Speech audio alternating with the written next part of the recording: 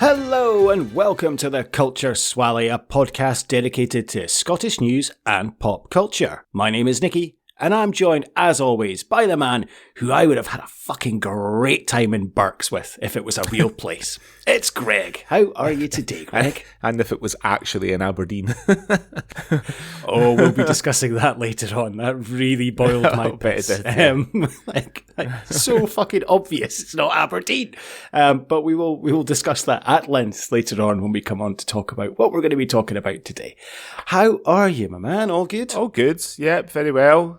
Continuing. I just came to the end of week 6 of my Couch to 5k program and enjoying it. Like, actually really enjoying it now. Really look forward to the runs. I ran for 25. I did a 25-minute run today, which is a PB. But I've had to move because I'm in Dubai, and it's really hot, even like first thing in the morning for running. So I've bought a wee gym pass, and all this week I was running on a treadmill in the gym, and I've always sort of kind of had quite a lot of disdain for people who use the gyms, right? You like sort of gym people. I think they call themselves gym rats, and I find them quite tiresome. I don't find them any less tiresome now that I've started going to the gym to run, but I learned something quite important this week that a person who I know is a gym rat told me when I bumped into them about gym etiquette. Well, not really etiquette as such, but so I on Wednesday night I'd been running, and I was coming down to my car and I bumped into my old neighbour who used to live next door to me here in Dubai, and he was asking how I was getting on, and I looked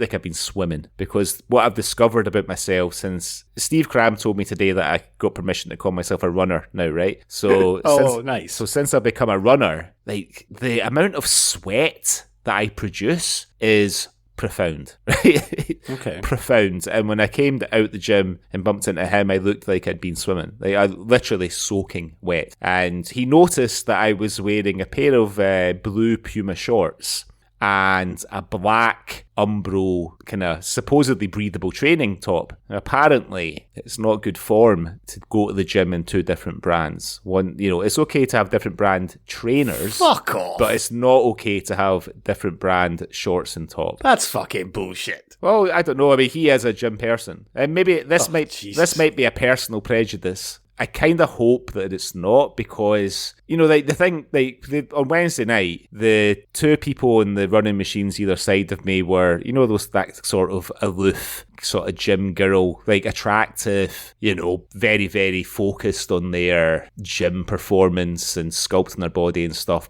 Quite aloof. I'm quite a jolly person. I sort of nod a hello and stuff as I'm getting set up if people are there, and I had no takers, right? So, but Were you focusing on their gym performance as well, Greg? Listen, mate, the only thing I can do if I'm running for a long time is focus on that moment.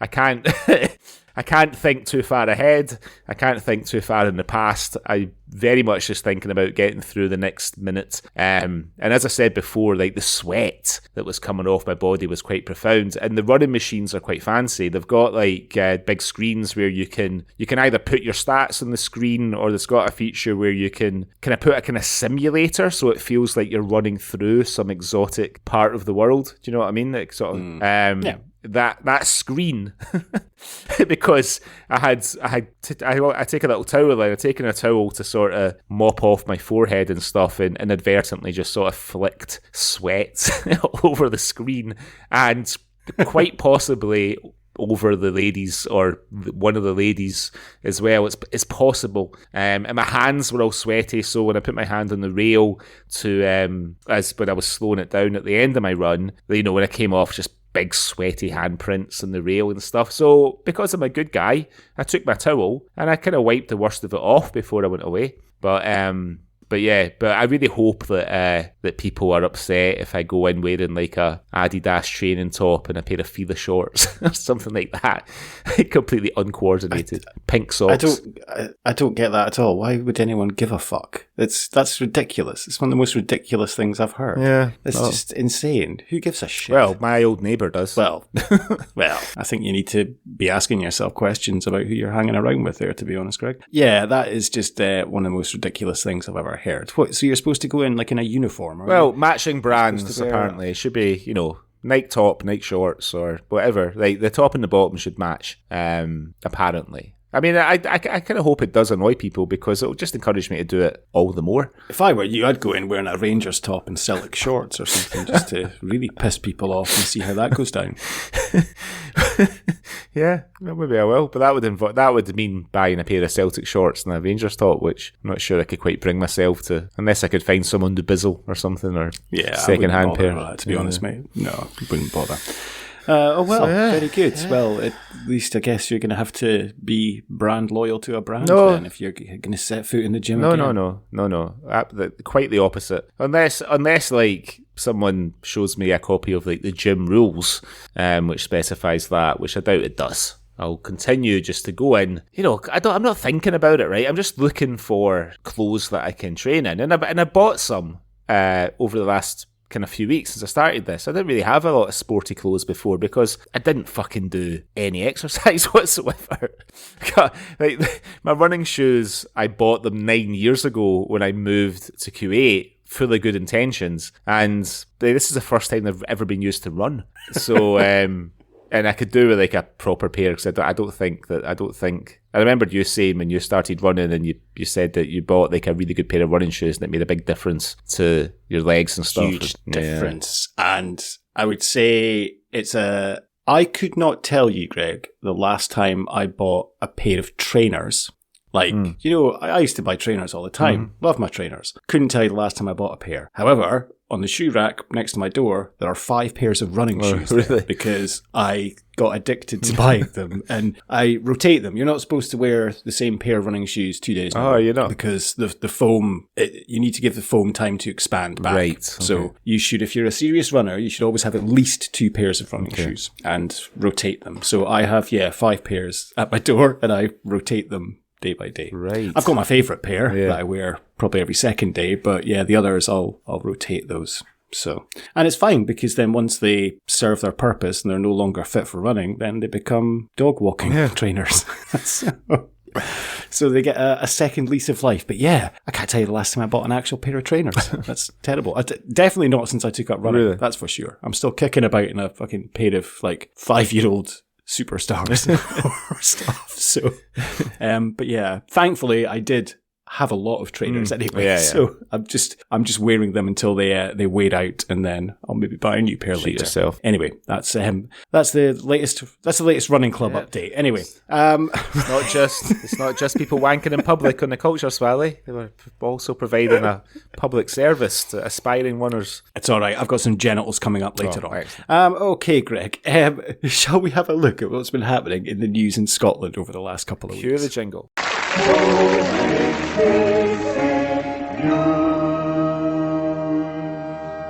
Hello, this is the Outer Hebrides Broadcasting Corporation, and here is what's been going on in the news. Okay, Greg, what have you seen in Scotland over the last couple of weeks you'd like to share with me and our lovely listeners? Well, my first story this week is one of those sort of nostalgia articles that the tabloids occasionally do, sort of list articles. So this one, we talk about food quite a lot on the podcast. And this one is 10 nostalgic childhood sweeties that Scots love but dentists hate. Scotland's rich history of sweet making has left a lasting legacy of treats that were once a childhood favourite and are now a reminder of simpler times. Now, I've got a bit of an issue with that headline because dentists get paid every time you have to go and see them.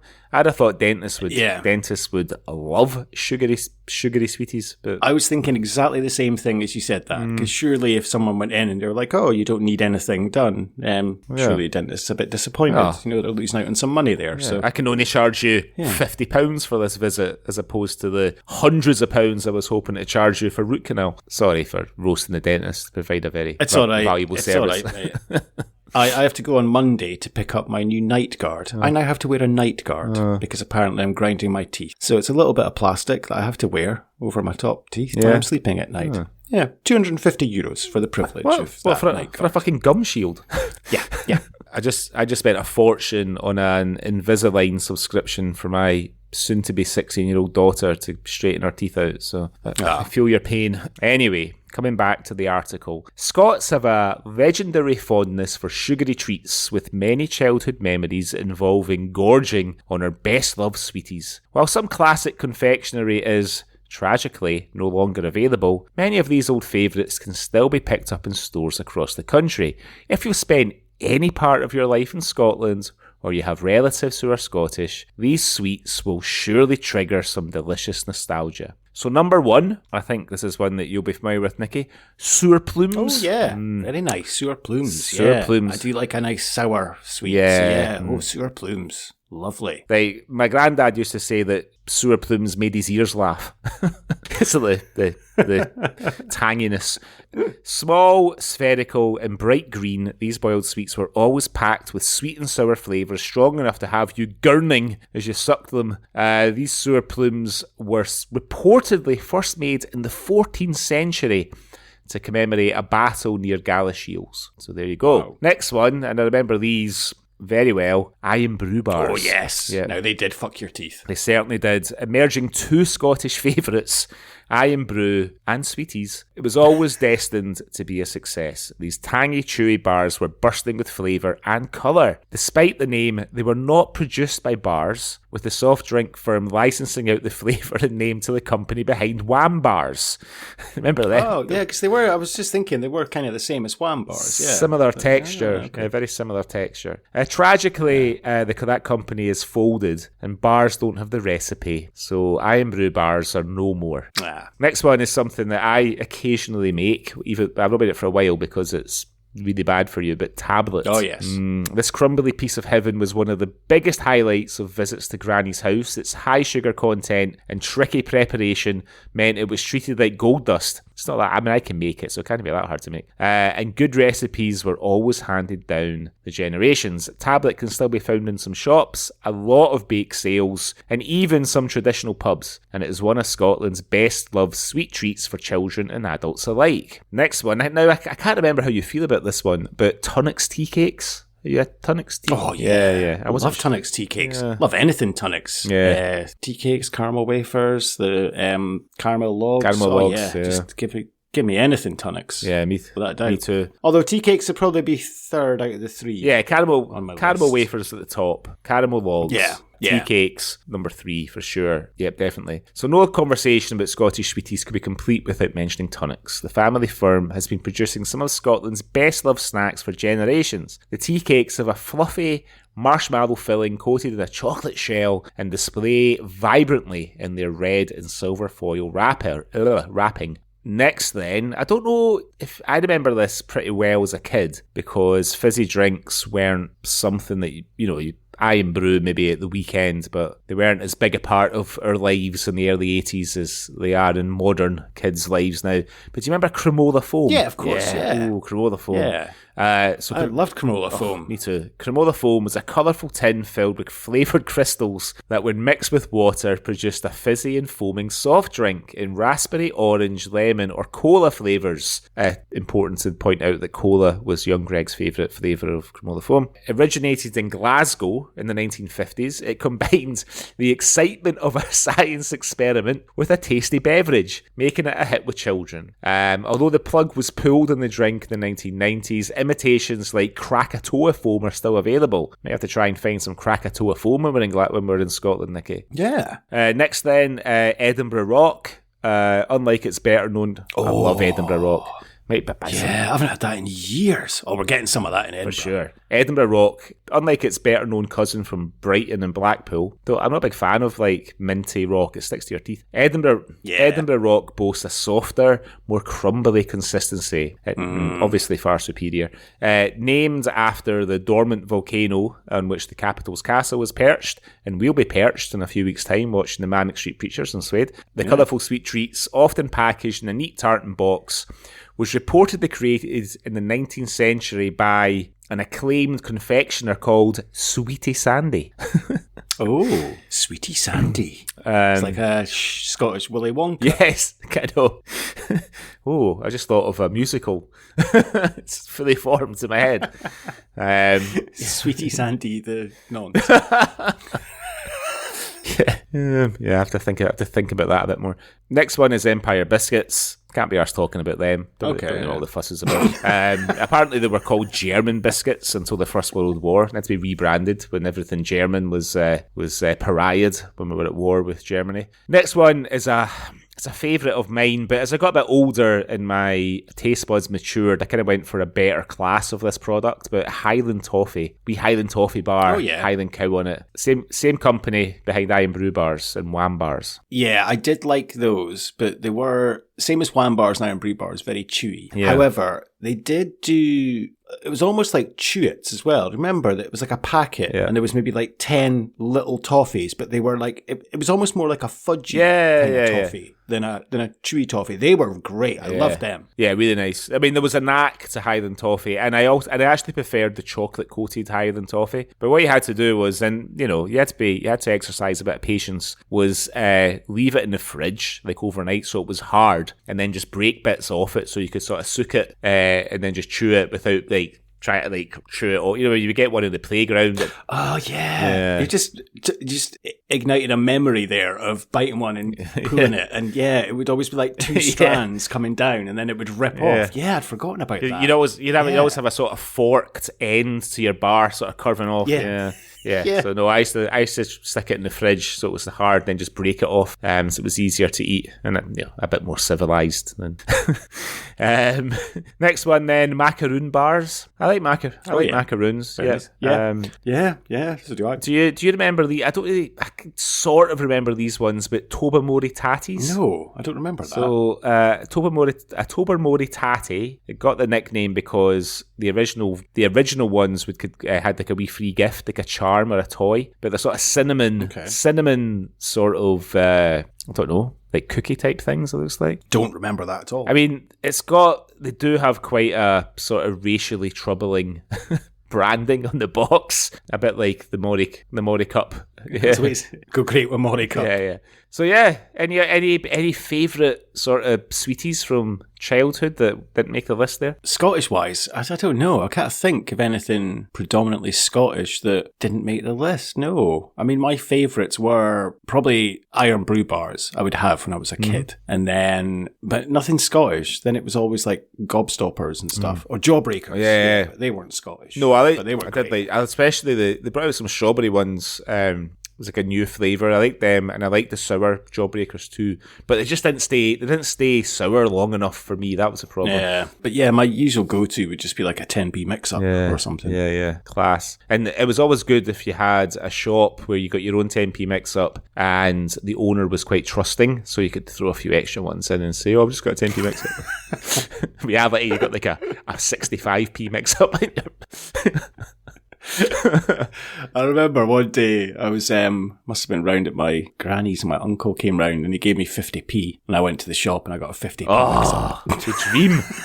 It's fucking the absolute dream. This was before like picking mixes were a thing. So I was in heaven that day. Yeah, it's funny you should mention that because I was listening to Steve Coogan on James Acaster and Ed Gamble's Off Menu podcast today, and he was talking about when he was a kid and he used to read the Beano, and if any of the characters got a reward, I guess it was the same for Oor Willie as well, like if they got like a reward at the end of the story, if they weren't getting like battered by a parent for doing something wrong, if they got a reward for doing something good, it was always like a big feast, like a big plate of mashed potatoes and sausages or a big bag of sweeties. Or Oor Willie used to, like if it was a happy ending story for Oor Willie, good chance that he had like a fucking big bag, a big massive lollipop or a big bag of sweets or something like that, Yeah, or mince and tatties. Yeah, or a bra plate of Maz mince and tatties. Yeah. Okay, that was my first article. What's your first Scottish news story this week? Okay, Greg. Well, my first story this week involves a Scotsman breaking a world record. Wow. Yeah, wow. So this is from the Daily Record this week, and the headline is Scotsman breaks world record for fastest marathon in kilt. There we go. It's back to running, Greg. A Scotsman's attempt to break the Guinness World Record for the fastest marathon while wearing a kilt was almost shattered by a broken spawn. Stephen Malloy, 33, broke the current record by less than 3 minutes after running the Edinburgh Marathon in full Highland dress on Sunday, 26th of May. But his dreams almost turned to dust when the chain of his sporran broke around 12 kilometres in. Stephen, originally from Aberdeen, told the Record, I don't need to do an accent for this. Maybe I'll do an Aberdeen accent. It was a tough day. It was good for the first 15 to 20k or so, and then after that, it got pretty interesting. It was a real struggle, to say the least. At one point, I thought it was all over. At about 12k in, my sporran broke, so I had to stop for a couple of minutes. I thought that was it. The chain snapped, and we were at the side of the road trying to fix it. We got there, though. Thankfully, I had a lot of buffer time after the first half.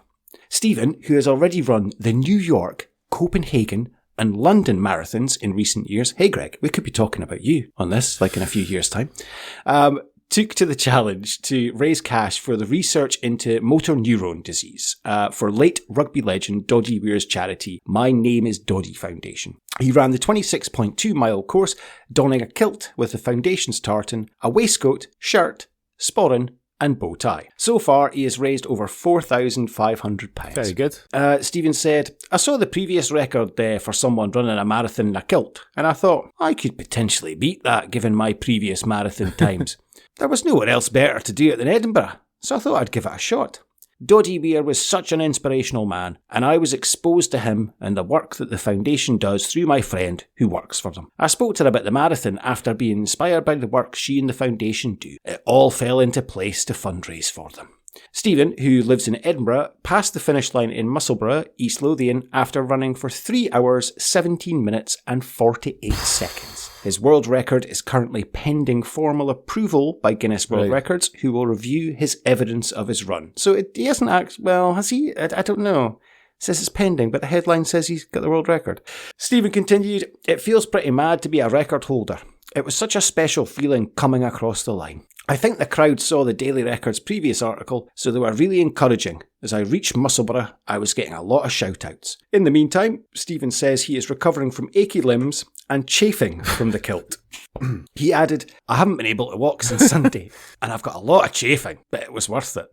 Paul Thompson, Director of Fundraising at the Doddy Foundation, said, Stephen's effort and resilience is nothing short of phenomenal. We're all massively proud of him here at the Doddy Foundation. A huge congratulations from all of us. The lengths our fundraisers go to raise money and awareness for the foundation never ceases to amaze us. We urge as many people as possible to join us in our fight so we can one day achieve Doddy's legacy, a world free of MND. So, could you imagine running a fucking marathon in, it's not just a kilt, it's the full kilt. And that's got, you were talking about how much you sweat just running. Imagine wearing that and running. No wonder he's fucking chafing. He will be getting the Sudocreme right in his arse crack and along his balls. You think he true Scotsman? Must be, right? Boxers? Commando? Under? Doesn't say. Doesn't say, actually. What concerns me is there's a couple of images of him running the marathon. And he's running, but he hasn't put his sporran to the side. So banging off his balls. That's going to be banging off his balls. Like, that's got to hurt. It must just get numb after a while. Maybe he's got a really, really tiny cock.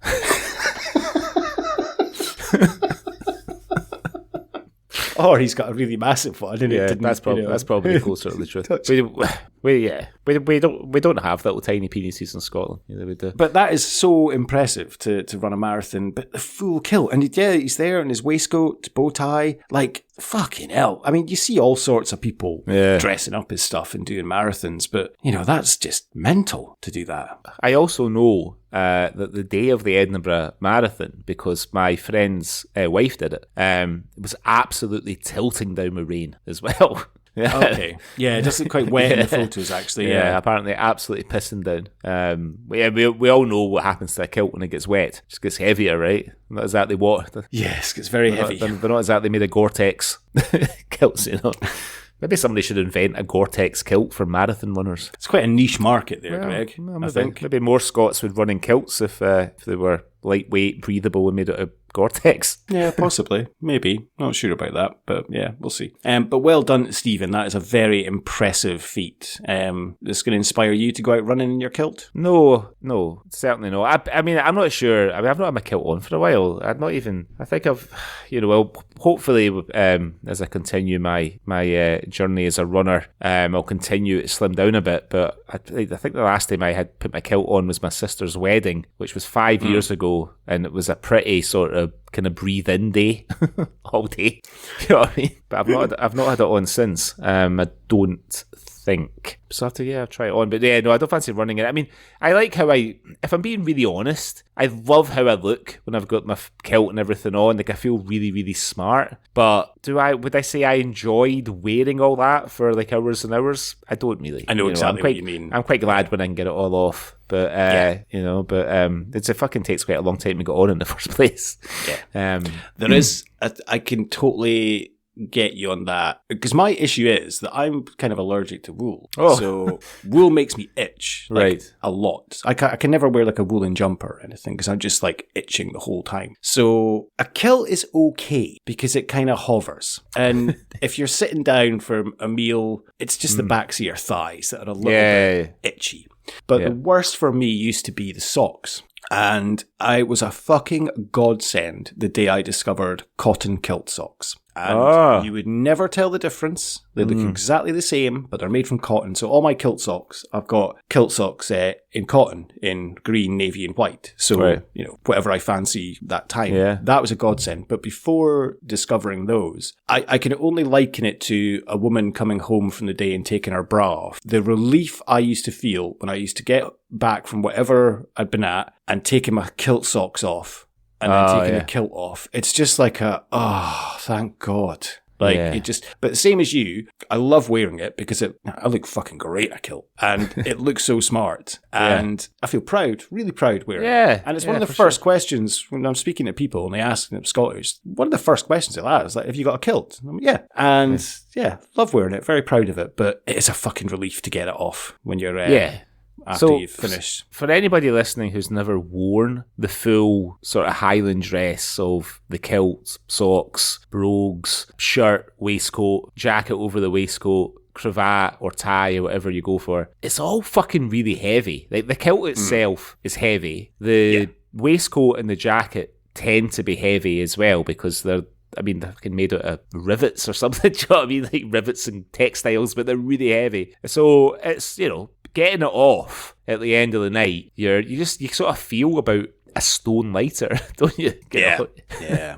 So no wonder his body is aching after running a marathon in the kilt. So fair play to him. So a very worthy cause and a great effort. So I hope he does get his world record. I do too. I saw a little short sort of retrospective documentary about Doddy Weir, and it was fucking incredibly moving because I mean it was very uplifting, you know what I mean, because all these he was obviously a fantastic rugby player, a great character, a great personality when he gave up playing rugby, and then his sons that just like him, and the sons are kind of grown up and they're doing a lot of work with the charity now and stuff, but like kind of Gabby Logan was on there talking about him and could not keep her composure at all. She was so and all these other guys like Gavin Hastings and Scott Hastings and all these guys that played rugby with him over the years, you just like everybody just so fond of him, you know what I mean, like so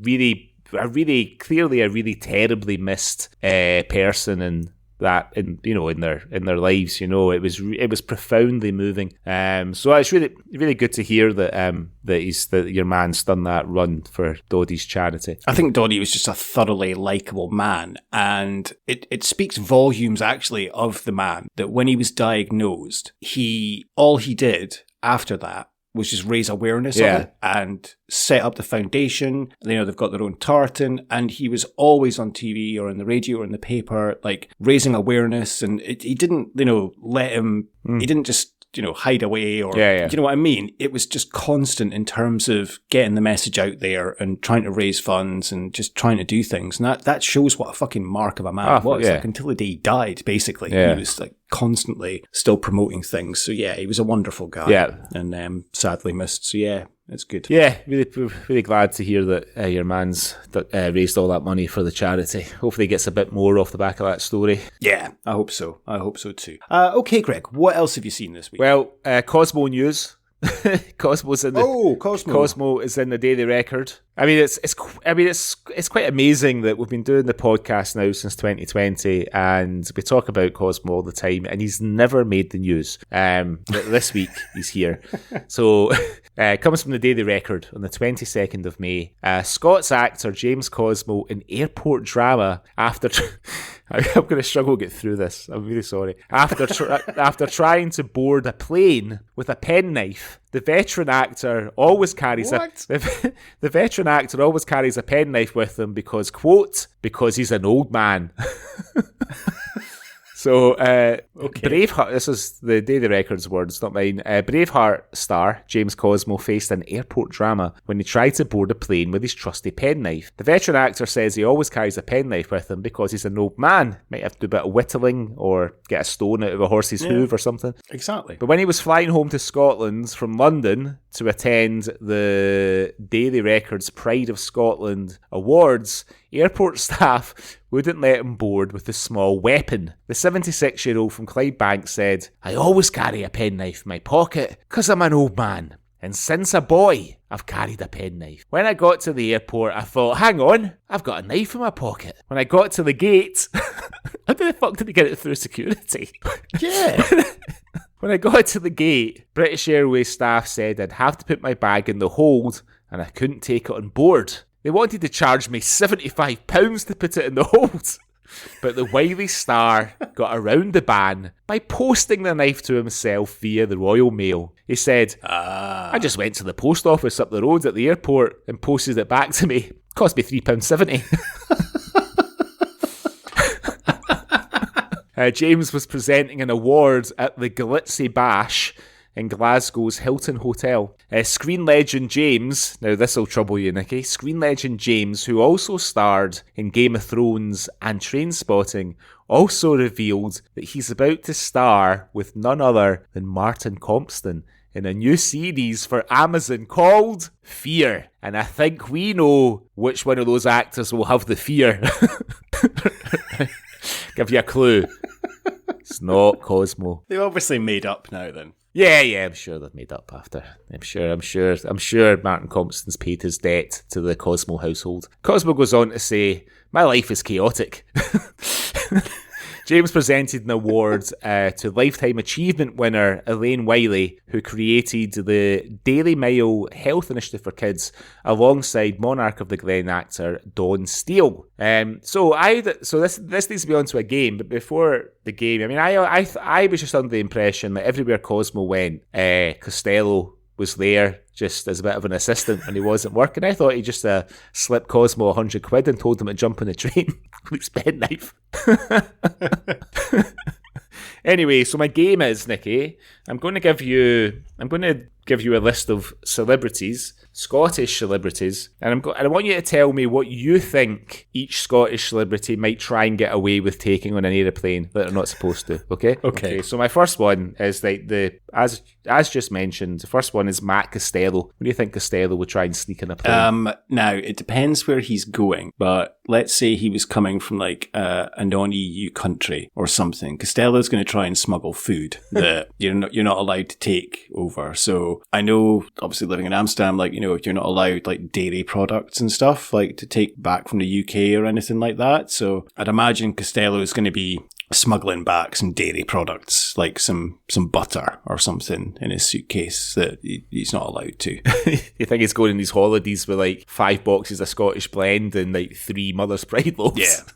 Yeah, that's exactly the type I would say. Costello is the type that half his luggage is full of Heinz baked beans and Mother's Pride, Lurpak, Tunnock's tea cakes and stuff for when he goes for his 7 days in Mallorca. Yeah. So he's 7 days in Mallorca eating nothing but fry-ups in the morning, drinking Tennent's in the Highlander bar. Fish and chips for his dinner. Telling everyone that he was in Wonder Woman 84. Okay, next one then. Scottish journeyman actor and sort of little skinny malinky David Heyman. David Heyman, he's going to try and take a fishing rod onto the plane with him. And I'd imagine like the fishing hooks wouldn't be allowed. And also... Jaggy flies. Yeah, I don't think they'd be allowed. And of course, there'd be a problem when it goes through the scanner and they open his bag and he's got like a Tupperware box just full of live worms and they're all just wriggling around and they're like, you can't take this on the plane, sir. And he's like, why? It's just worms. And he's like, no, sorry, it's not allowed. So yeah, Heyman's going to try and smuggle some worms, I think, onto the plane and cause a bit of an incident. 4 cans of warm Kestrel for the journey. Okay, next one. So this is well, maybe not. Hollywood heavyweight Gerald Butler.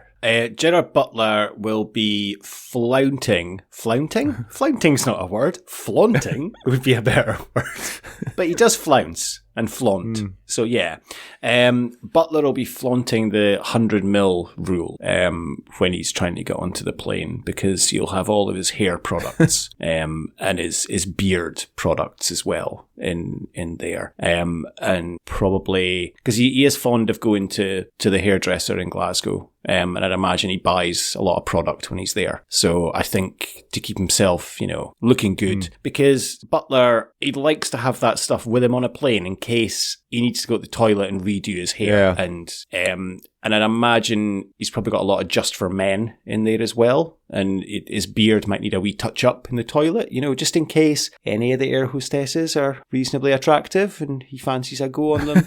Or if there's an international incident on the plane and Butler has to step in. Because if something happens on that plane, everyone's going to be looking at Jerry going, well, you were in White House Down, so surely you can do something about this. Yeah. You think Butler... I always thought Butler might embrace a bit of the salt and pepper in his beard. Don't you think? I think he does if it calls for it. Right. If he thinks it's the right moment. But sometimes it gets him a bit down when he looks in the mirror, so he just has a little touch. Makes him feel a bit old. When he's just essentially getting offered the same part in every film that he gets offered. He stays. Yeah. Yeah, it's basically, we need you to do an American accent and shout at a lot of people. Okay, you might have to kill somebody now and again. Not in real life. All right. Next then is a lady who somehow only made her Culture Swally debut like last episode on Gregory's Two Girls. But what do you call like a lady? The Lady of the Glen, Dawn Steele. I mean, you know what I'm going to say. Actually, I'm not going to say that. There's not going to be any vibrating packages in Dawn Steele's hand luggage that will set off. Dawn Steele, what would she be trying to smuggle on? You're not really supposed to have like aerosols and stuff on the plane. So, Dawn always looks glamorous. So I think she'd have like a big fuck off tin of hairspray in her bag as well. big fuck off can of Harmony in her Prada handbag. So... yeah, and 800 fags as well. She takes 800 clubs when she goes on her holidays. You kind get Kensington's clubs in the Costa del Sol. Okay, and last then, number 5, absolute, probably our second favourite after Cosmo, Alex Norton. Let's see, try to get away with it. Alex Norton's got like... a full leg of lamb in his luggage. That's his snack for on the plane. Full leg of lamb, a bottle of VAT 69, and his vape. And he's a bottle of VAT 69 decanted into little 100ml bottles that you buy off Amazon for taking your shampoo on holiday. Yeah, and he's getting stopped. What are these 10 little bottles here? And he's it's just my drink for the plane. My medicine. My medicine. That's my medicine. And and a full leg of lamb. That's it's wrapped in tinfoil. Obviously, it's fine. It's not going to damage any of the items in his bag. But full leg of lamb and his little bottles of VAT 69, and that's him happy on his flight and his vape. But he won't smoke the vape on the plane. He might try and go to the toilet, but Norton doesn't like to go to the toilet on the plane because he doesn't really fit in it. Yeah. He can't turn round to wash his hands. That's about it. No. He has to just go in, pee, and then back out. And he can't even lock the door. Come out. It's been quite a few times. Walk in sideways to wash his hands. Yeah. If he wants to wash his hands, he's got to pee in the sink. Which he's not above doing, by the way. But only in he's done it before. He'll do it again. Only in an emergency. He always lets the tap run for a while to wash all these piss away if he's got to do it. To wash all this piss away. If there's one thing Norton isn't, it's inconsiderate. So exactly. I can imagine it's like those turkey drumsticks that they sell at Disneyland. You know what I mean? It's like something fucking like something desperate Dan would walk about eating. You know, it's ridiculous. It's a full lamb shank. He's got just eating it like a big Solero or something. You know, like a big meaty Solero. Bit of mint sauce. The woman sitting next to him's not happy, but tough shit. He's already 500ml bottles of that 69 deep. So he's done. He needs his lamb to soak it up.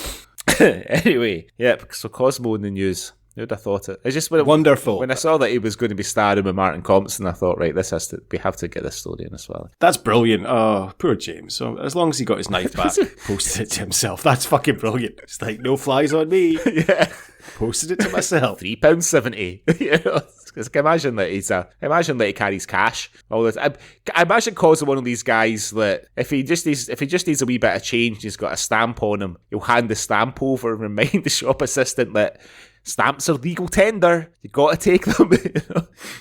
I just imagine he's got like a little coin purse. Yeah. And he's counted out that $3.75 to the penny at the post office. He takes his fee for acting jobs in like stacks of hundreds, but in £20 notes because it's really hard to break a 50. You know, so he sends Costello ahead with a briefcase handcuffed to his arm. He's up to the bank.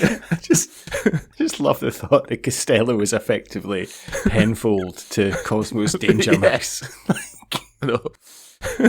Anyway, that was my second story. What's your second story in this episode? Well, I have a bit of a theme to my stories this week, Greg, because my second one also involved kilts. Right. So this episode goes out on Thursday, the 13th of June, and the following day is the start of the Euros, and Scotland are playing Germany, of course, in the opening match. This news article is from the Scottish Sun this week, and the headline is Bottom Line. Kilted Tartan Army foot soldiers have been warned not to show off their true Scotsman credentials when they're partying in German cities during the Euros. Cops in Stuttgart, where Steve Clark men will take on Hungary in a potential crunch fixture on June 23rd, said they will not tolerate fans who flash their privates.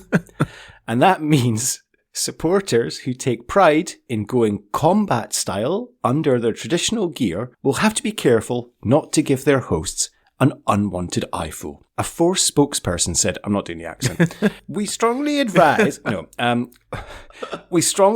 not to show any genitals or bottoms.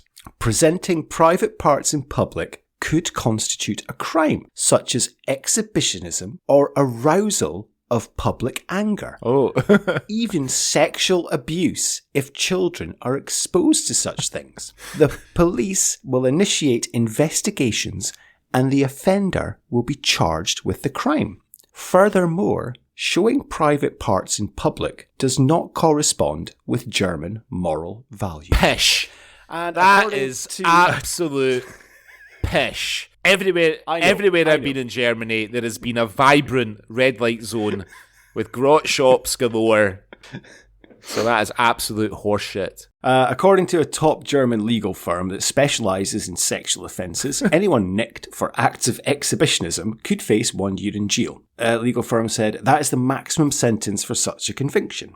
Alternatively, there is also the offence of public nuisance involving sexual actions. This offence can be linked to deliberate acts of exhibitionism in some circumstances. This offence is defined as whoever performs sexual acts in public and thereby intentionally or knowingly offends common decency. Such an offence also carries the likelihood of short-term imprisonment or fine, depending on the facts of the case. At previous tournaments, Scotland's fans' famous humour has left a lasting and positive impression. One iconic moment, can you tell me what this iconic moment's going to be, Greg? I mean, there's been so many. I'm not sure. Was captured on camera at the Euros in 1992 when Scotland played Holland in Gothenburg, Sweden. A tartan-clad punter seized the chance to plant a kiss on a Swedish policewoman during the match, which ended 1-0 thanks to a Dennis Bergkamp strike. But that type of behaviour may not go down so well in 2024 when unwanted pecks have serious consequences. The Stuttgart cop said, "Kissing someone on the cheek without asking for permission? Sexual harassment."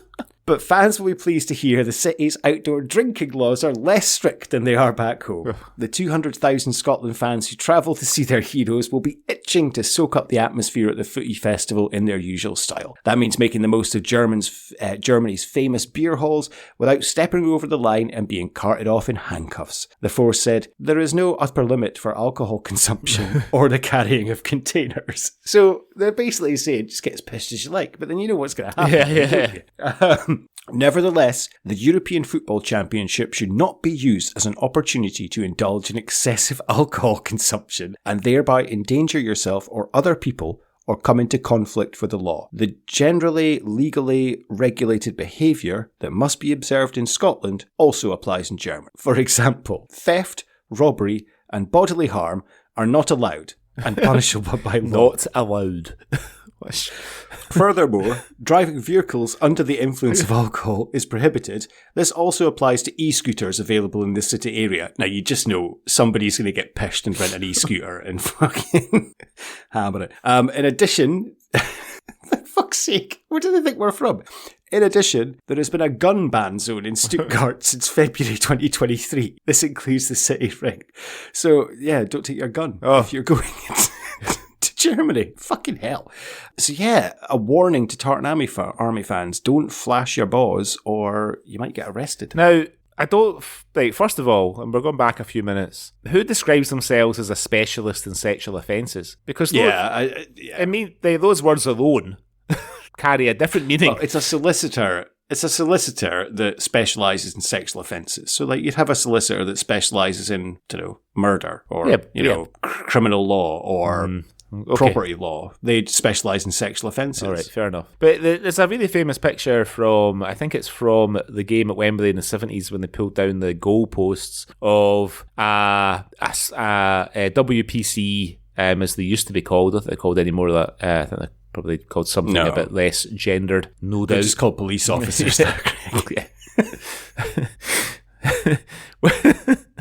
There's a famous picture of a police officer, a female one, with two Tartan Army fans. She's in between them and they're kissing her on each cheek. And she's beaming. She is happy as anything because she knows that the Scottish fans are just nice people, occasionally urinate in public, occasionally fall asleep in a fountain, occasionally sleep in a roundabout for 2 days. But generally speaking, good eggs. Quite happy to have some Scottish lips on her cheeks for a wee picture. Yeah, exactly. Yeah, exactly. So, I mean, for goodness sake, I mean, the thing is, like, as the article says, unfortunately, countries like England and like some of the other European countries have got a really bad reputation when they go, especially to cities in Europe for football. The Scottish fans are, it's certainly in my lifetime, universally welcomed wherever we go. I was speaking, I said this last week, I was speaking to an English girl that I was speaking to and got onto the subject of football. And I'd said about how our fans are universally loved. And she said that she had been in London at the time of the Euros, the last Euros, when we played England. Oh, yes. And she said, and I saw all the videos and I was there. And I was like, right, what did you see? She's like, well, there was a guy. Do you remember there was the videos of the guy in a kilt? And he was like, he had his balls out like the whole time. Like he was on the tube and stuff. And he was like, flashing. She was like that. He threw himself in a lake in Hyde Park as well. That's right, yeah. And then she was like, and then there was I saw a guy in a kilt stick a firework in his arse and set it off. And then they put like fairy liquid in like Trafalgar fountains and stuff. And I was like, yeah. I was like, did we fight anyone? She's like, well, no. I was like, okay. Did the English fans fight anyone? Like, well, yeah, I guess so. And I was like, well, there you go. Like, I was like, it's Scotland. We just want to party. That's it. Like, we just want to like put fairy liquid in the fountain, like flash ourselves, get drunk. Like, it's all a laugh. Like, we don't want to fight anyone. Stick fireworks in our arseholes. You know, it's all part of the fun. Out, you know? You should have reminded her of the Scotland fans that turned up in Trafalgar Square the next day and helped to clean up all the mess. Yes, that's true. I forgot about that, actually. That's very true. I should have mentioned that. Totally forgot about that. So anyway, yeah, I cannot wait for the Euros to start. How do you think we're going to do, Greg? Look, you know, like everybody who is a fan of the national team, take each game as it comes and just support the boys. I mean, our form would suggest that, and the group that we're in, which is quite a tough one, would suggest that it'll be hard. But, you know, every game will be a good experience regardless of the result. Obviously, if we win, it will be an amazing experience. If we win the game, it'll be an amazing experience. But even if we don't, it's still good fun. I'm going to see, so here in Dubai, Deacon Blue are playing at a venue, and then straight after they come off the stage, the venue is putting on the first game. So I'm really looking forward to it. I know a few people that are going who are Scottish. I'm looking forward to being amongst some Scottish fans for the concert and then for the game afterwards. It should be good fun. Just don't get drunk and flash your privates at the rain, because I know you're a big fan. I once saw that in Macintosh hurrying through Glasgow Airport with a copy of the Women's Own under her arm. It's really, what a wonderful story. Yeah, it's a real sort of it's sort of aged her a bit. Do you know what I mean? If I'm being honest. I mean, she looks. What did you expect her? Would you rather it was like Cosmopolitan or something? It's just more the fact it's the Women's Own. Like, I just associate the Women's Own with like all the mothers that I knew when I was a wee boy, like Women's Own and Woman magazine. They were the kind of the two. My mum used to buy them both every week. Would have been worse if it was the People's Friend. I mean, that would have really aged her. You know what I mean? Fucking hell, the People's Friend.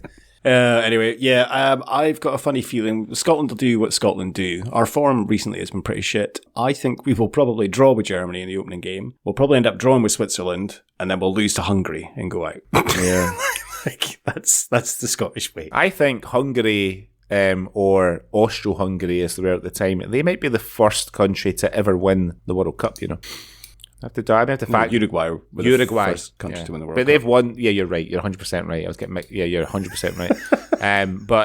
They also Hungary did win some World Cups in the early years of the tournament too. Yeah, but not the first one. You're right. Anyway, warning to all Tartan Army fans: be warned. Right. Well, before we go on to what we're going to be talking about today, let's have a little word from our sponsor. And our sponsor is, of course, Doric Skateboards, a skateboard brand created by Gary Kemp, whose main focus is to explore the people and the culture of Aberdeen and the northeast of Scotland, and to create designs that reflect life in that area. Doric Skateboards screen print their own decks in their studio by Gary's fair hand, and they have produced some amazing designs over the years, including an Annie Lennox-inspired board, a Robert the Bruce deck, and a Plenty of Pop deck inspired by the old Bonaccord trucks that used to drive around Aberdeen delivering fizzy drinks. Doric Skateboards also replicate these amazing designs onto clothing on 100% organic cotton tees, hoodies, sweatshirts, and you can also fill your boots on stickers, pin badges, beanies, and caps.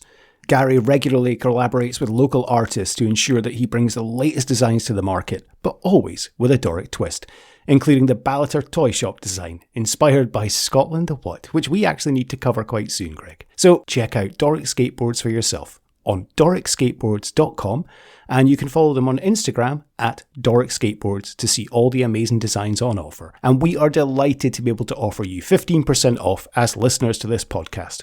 All you need to do is head to doricskateboards.com, have a look at all the amazing decks, stickers, badges, hoodies and tees on offer, and enter the promo code SWALLY. That's SWALLY, same as the name of this podcast, and get your 15% off. That's doricskateboards.com, link in the description of this episode. Okay, so the last episode was kind of my choice, although heavily influenced by you, which means the empty grouse bottle of choice spins back to you this week. So what are we talking about on this episode of the Culture Swally? Well, Greg, with the BBC recently releasing a new series based on the character D.I. John Rebus, created by prolific Scottish author Sir Ian Rankin, I thought we'd go all the way back to the year 2000 to look at the very first attempt to transfer the character to television, and we are going to be looking at the first ever Rebus episode entitled Black and Blue. The first Inspector Rebus novel was published in 1987, titled Noughts and Crosses, but the first episode of the show is actually based on the 8th Rebus novel, published in 1997. In Black and Blue, D.I. Rebus, played by John Hannah, investigates when a number of women are killed with the same modus operandi that was used by the Preacher, a prolific serial killer active in Edinburgh during the 80s. But is a copycat killer at large, or has the Preacher returned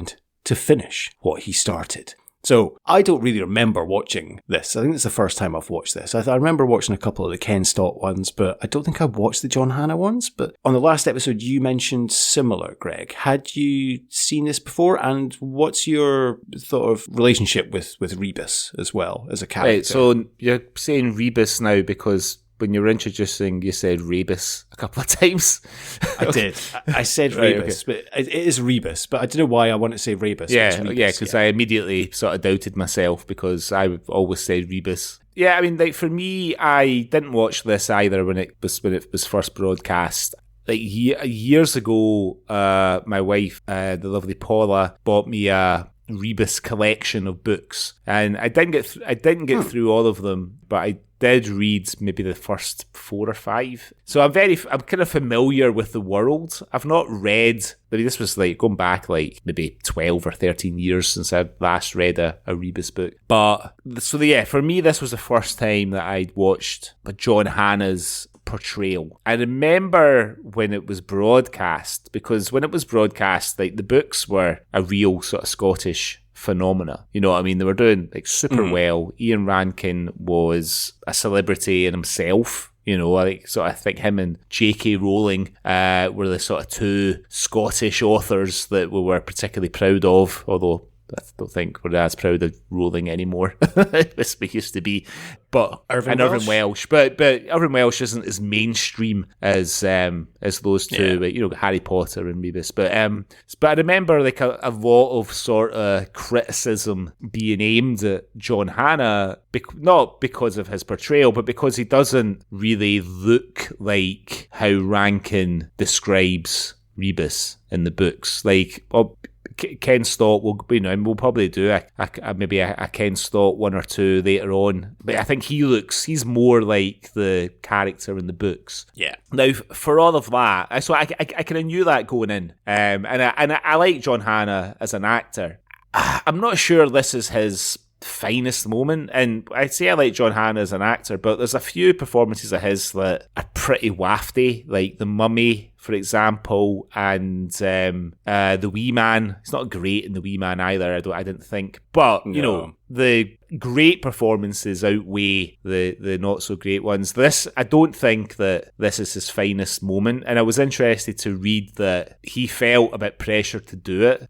He said he'd suggested Peter Mullen to ITV or STV for the role, but they didn't want Peter Mullen. I don't know. I mean, it'd be interesting to see Peter Mullen do Rebus. I think it'd be interesting to see what he did with the character. So you know, it's sort of bare.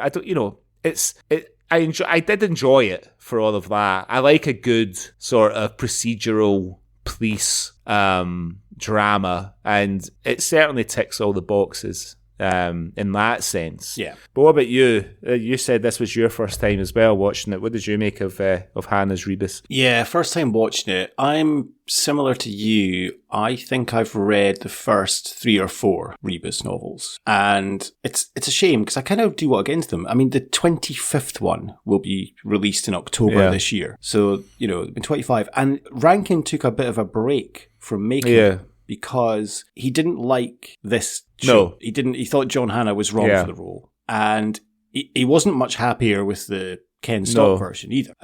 So he stopped writing Rebus novels altogether until the production company's option ended, and then he started writing them again. And by all accounts, he's a lot happier with the reboot that's on now, which I haven't watched, but I am going to watch. But I wanted to do this episode before I watched it.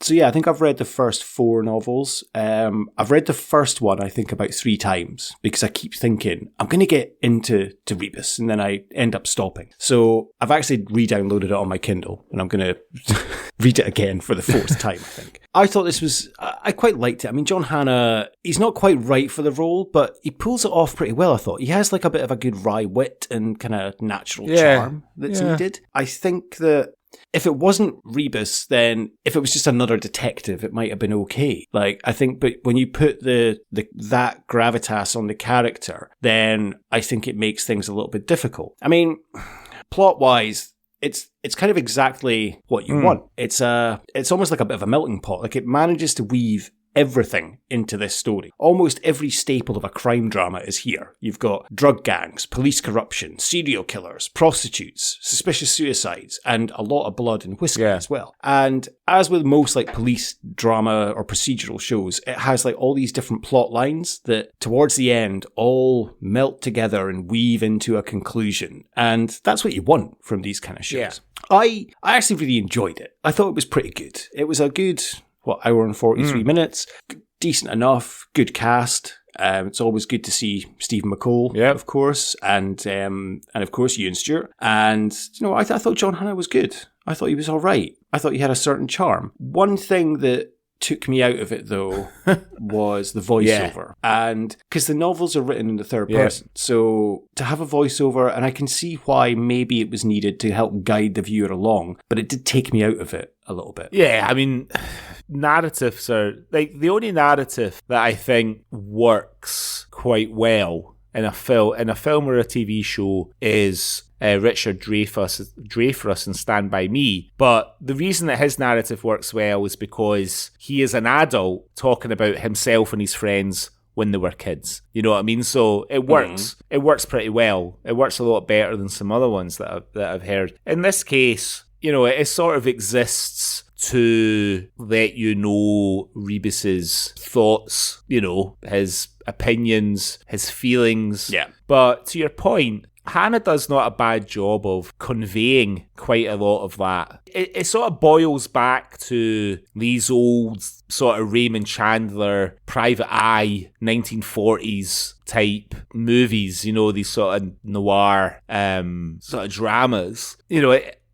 I've never really watched any of those, although I'm aware of them. I've never read any Raymond Chandler either, but it works better in a book having the lead character narrate what's going on. In a film, it sort of suggests that the actors haven't done a great job of getting some of it across. You know what I mean? And the thing with this that sort of struck me a little bit is that it feels like it's been done on a pretty tight budget, and I feel like they spent a lot of that production budget, maybe not necessarily the whole budget, but certainly the production budget, on throwing the guy out the window at the beginning and Geddes, Rebus's old partner, driving his old Volvo off the cliff. You know what I mean? Now, the thing that struck me the most when he drives off the cliff is there's no explosion, which I can't work out if that made it more realistic, because there probably wouldn't be an explosion. Yeah, of course. But it lands on the beach, doesn't it?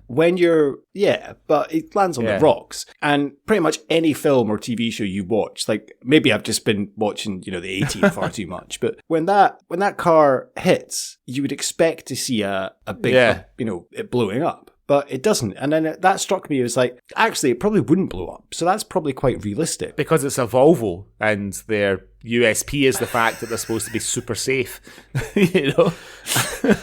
But the thing that struck me was, is that realistic, or did they just not have a budget for an explosion? Possibly. I presumed they probably didn't have a budget probably for not. It does, it feels a bit... Do you remember when we did Killer, the first Taggart pilot? Yes. All the exterior scenes, all the outdoor scenes were shot in film, and all the interior scenes were obviously shot on tape in a studio. because they have that, it's difficult to describe, but they have that sort of Coronation Street soapy kind of feel just to the scenes, like in the video shop and stuff like that. This whole thing feels like it's shot on video.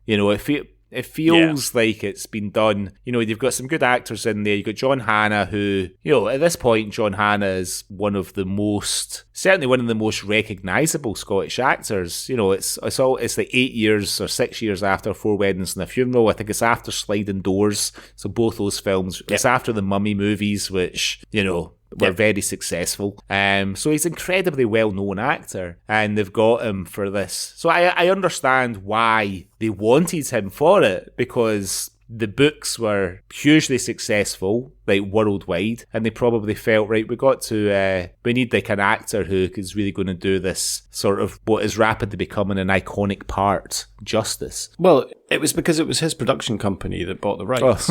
He was involved with buying the rights for it, but he didn't want to star in it. Right. But then as you said, he wanted Peter Mullen, but STV kiboshed that and said no, and effectively it was like, we want you to do it. So he kind of felt forced into it, which is why he only did the first 4 episodes, and then he packed it in, and then it went to Ken Stock. I agree, his star... I read an article, I think it was in The Guardian, from 2000, reviewing this episode. Right. And it was mostly about John Hannah, to be fair. And they described Hannah as part of the Mac Pack, along with Ewan McGregor and Bobby Carlyle. Mac Pack. And I'd never heard that before, the Mac Pack. And I was like, And I'd imagine, I think Dougray Scott would have been in that as well, around about that time. It's sort of vaguely xenophobic, so, to be honest. What struck me about this is that it sort of encapsulates, I think, what was quite a transitional time in our lives, because it's 2000, right? So in the year 2000, not everybody had a mobile phone in the year 2000, right? Not everybody. Like a very small percentage. Certainly the people that I knew, maybe like 2 in 5 had mobile phones. I had one because my mum bought me one because I never phoned home after I left home. So I got one for my Christmas. But hardly anybody had them. I would say by the end of the year 2000, everybody I knew had a mobile phone by the end of that year. Do you know what I mean? I remember being in a nightclub, must have been about 2000, and I pulled a girl, and at the end of the night, I was like, can I get your phone number? Like, can I give you a call? She was like, yeah. And she wrote down her phone number in my hand, and I was like, it's only 6 digits. And she was like, yeah. And I was like, oh, it's your home phone number. Weird. She was like, yeah. I was like, do you not have a mobile? She's like, no. I was like, okay, right, fair enough. Never called her. But I remember that striking me as really weird. Well, what am I going to do? Phone and fucking her dad answers. What if she's not in? I'll have to phone again. Do you know what I mean? I'll have to get her. No, it's... like it was, and then there's the scene in this when Rebus uses the phone book to find the lady who works in Burke Spar's address, on Down Street. I mean, come on, Down Street. It's fucking got a better name than that. So it was quite interesting, really, because I do think that it's very much of its time in terms of the look and feel and the production. As far as the sort of police procedural thing, the one thing that it doesn't have that I really enjoy in a police procedural, which and why I love Taggart so much and other things like it, is there was no whodunit. You know what I mean? There was no whodunit. The closest thing to the sort of whodunit was the whole Stanley Toll and his stepmom affair, and the guy who they found with his wrists cut in a bath in North Aberdeen. That's sort of closest that comes to that. But it's more, because we see the preacher coming back from America in order to trying to track down the guy who's the kind of copycat killer of the preacher. So, and we see the preacher towards the end as well a few times too. So it's like there's no kind of big reveal. No, you kind of know that as soon as you see the preacher coming off the plane, you're like, well, obviously it's not him. Well, for the EFIT. They've got the EFIT. So the disciple and the preacher are not the same person. And you're right, there isn't kind of like a whodunit. You're not thinking it's any of these characters. You're not thinking that it's Fish that's killing all these prostitutes or anything. But yeah, when you see the disciple later on, then obviously you kind of know who he is. I mean, Jim Norton's great as the preacher as well, but he's always going to be Bishop Len Brennan from Father Ted for me. He is actually incredible. I think he's one of the... He might not without ruining the awards at the end, but pretty close to winning this for me. I think he's absolutely fantastic in it. He's like, so good. Like the scenes, the little one-handers when he's on the phone and he's doing like a slightly different accent to... I mean, I can't imagine it was that easy to get into Police Scotland's computer system in the year 2000, but those scenes are great, you know, with the scene when he's pretending to be the towards the end, pretending to be the Procurator Fiscal's office or something like that. Like he's a really kind of cunning villain in this, like a real foil for Rebus, and the whole scene when he meets him in Burkspar and stuff. I think he's really good in it. Hello, could you put me through, please, to whoever is in charge of the disciple killings? Thank you. Hello, Ken Mapping here at the Procurator Fiscals, yeah. No, it's only my second week in the job, for God's sake, but the phone is going red hot with this business of the murder arrest. Yeah. Apparently, he is the nephew of a High Court judge.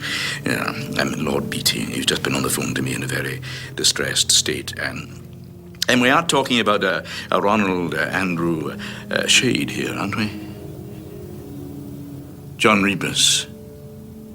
Are you certain about that? I did like that. Those scenes you mentioned, they were very good, but you have to sort of take yourself out a little bit, like in terms of like, he knows all the phone numbers. Like, he can't get into the police database. So you see him almost theatrically thinking, what's the number again? Oh, yes, I know. And types it into his phone. He's been out of the country for 15 years. And, you know, there was no VPNs back then or anything, but yet he knows how to navigate his way through all these databases. Like, he's quite a technical wizard. Like, he manages to hack into the police database. He manages to hack into the hotel database as well and get a list of everything. And what I did like about that was that he's making up the names on the spot. Yeah. Like, you would think if he's a criminal mastermind, he would have an alias. But when he's on the phone to the Procurator Fiscal and he's like, oh, it's Jim Curry, as he looks round at the fucking empty curry cartons beside him. You're like, okay, fair play. Yeah. But he's been out of the country for 15 years, but yet he knows all these numbers. He knows his way around the database and stuff. Like, I don't know. You had to maybe suspend a little bit of disbelief there. Yeah, well, you know, it's just it's a pretty well told sort of murder mystery, fun. You know, I'm happy to suspend a bit of disbelief. You know, I mean, the one actor who I think is a bit wasted in the part, and it might have been more interesting if he had played the disciple, is Ewan Stewart, because he's in it a wee bit at the beginning. And it sort of hints toward, you know, he's maybe a bit heavy-handed with suspects. He's maybe, you know, these all, yeah. And but they don't really go into like a great deal of his story. And at the beginning, it feels like he's going to be quite integral to the plot and stuff. And it turns out that he's not really. And I know Ewan Stewart loves the excuse to do an Edinburgh accent because he likes to talk like that and talk about his bot and things. Your bot. But I think having him as the disciple and maybe seeing a bit more of the disciple, because we only see him in his outrageously lovely cottage in South Queensferry.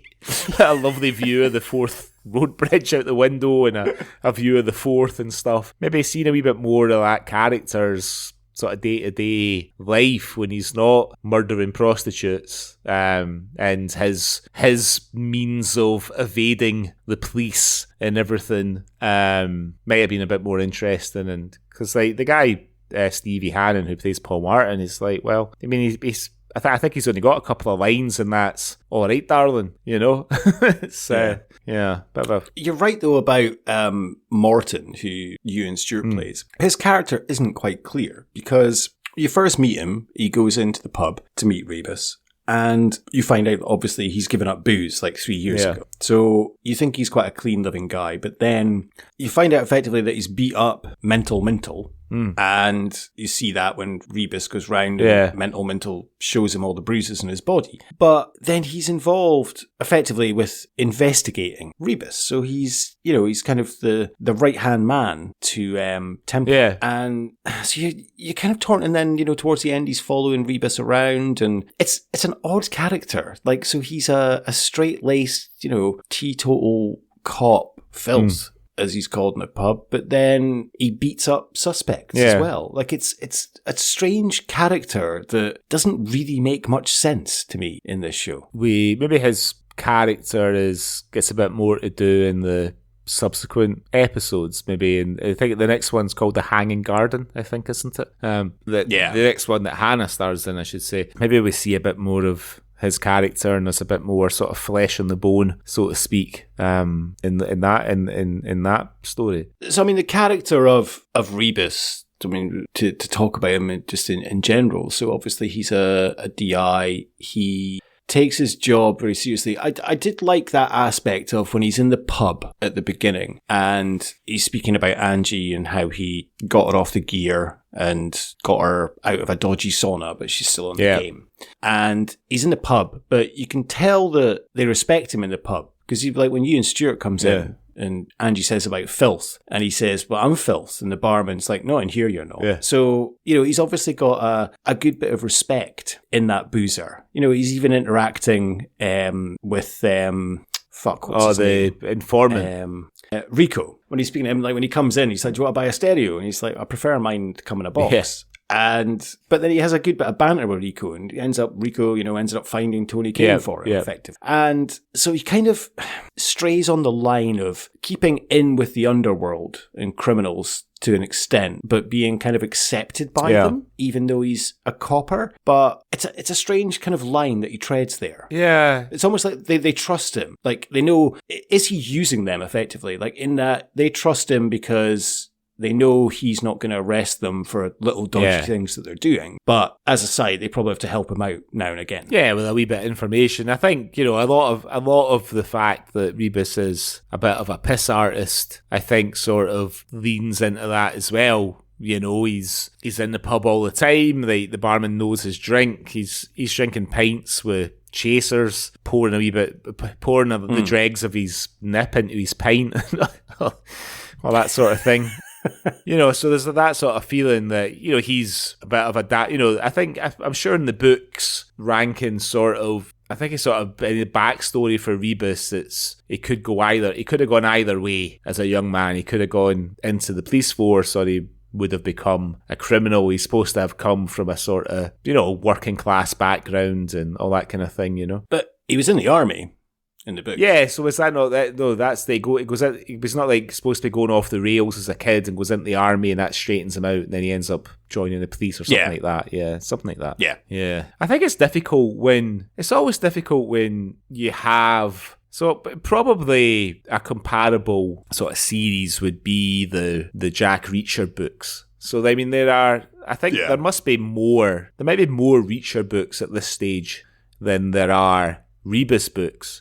So like, obviously Tom Cruise played Reacher in the first film, and everybody was like, oh, he's not Reacher, he's too short. And now they've got this actor from Titans playing him on Amazon, who's like a big fella, and everyone seems a bit happier. So it's always difficult, I think, when it's a character who is so beloved and kind of widely beloved in the mainstream, like Rebus, to find an actor who can pull it off. Because if you're a fan of the books before the TV series comes out, you've probably built in your mind what Reacher looks like. In your head, you've probably got a very clear idea of what you imagine this character to look like. And then if they cast an actor who doesn't look anything like what you've got in your head, it's going to take you out of it a little bit. And I think that actor will have to work quite hard to get you on board with their performance, But I kind of struggle a little bit, because like a book like a Rebus book or a Reacher book, the sort of book that I would read on holiday. You know what I mean? Like I wouldn't read like a Rebus book. I'd read one and enjoy it, but I wouldn't be thinking, right, I must read the next one. I would definitely probably have quite a long break before I went on to the next sort of book in the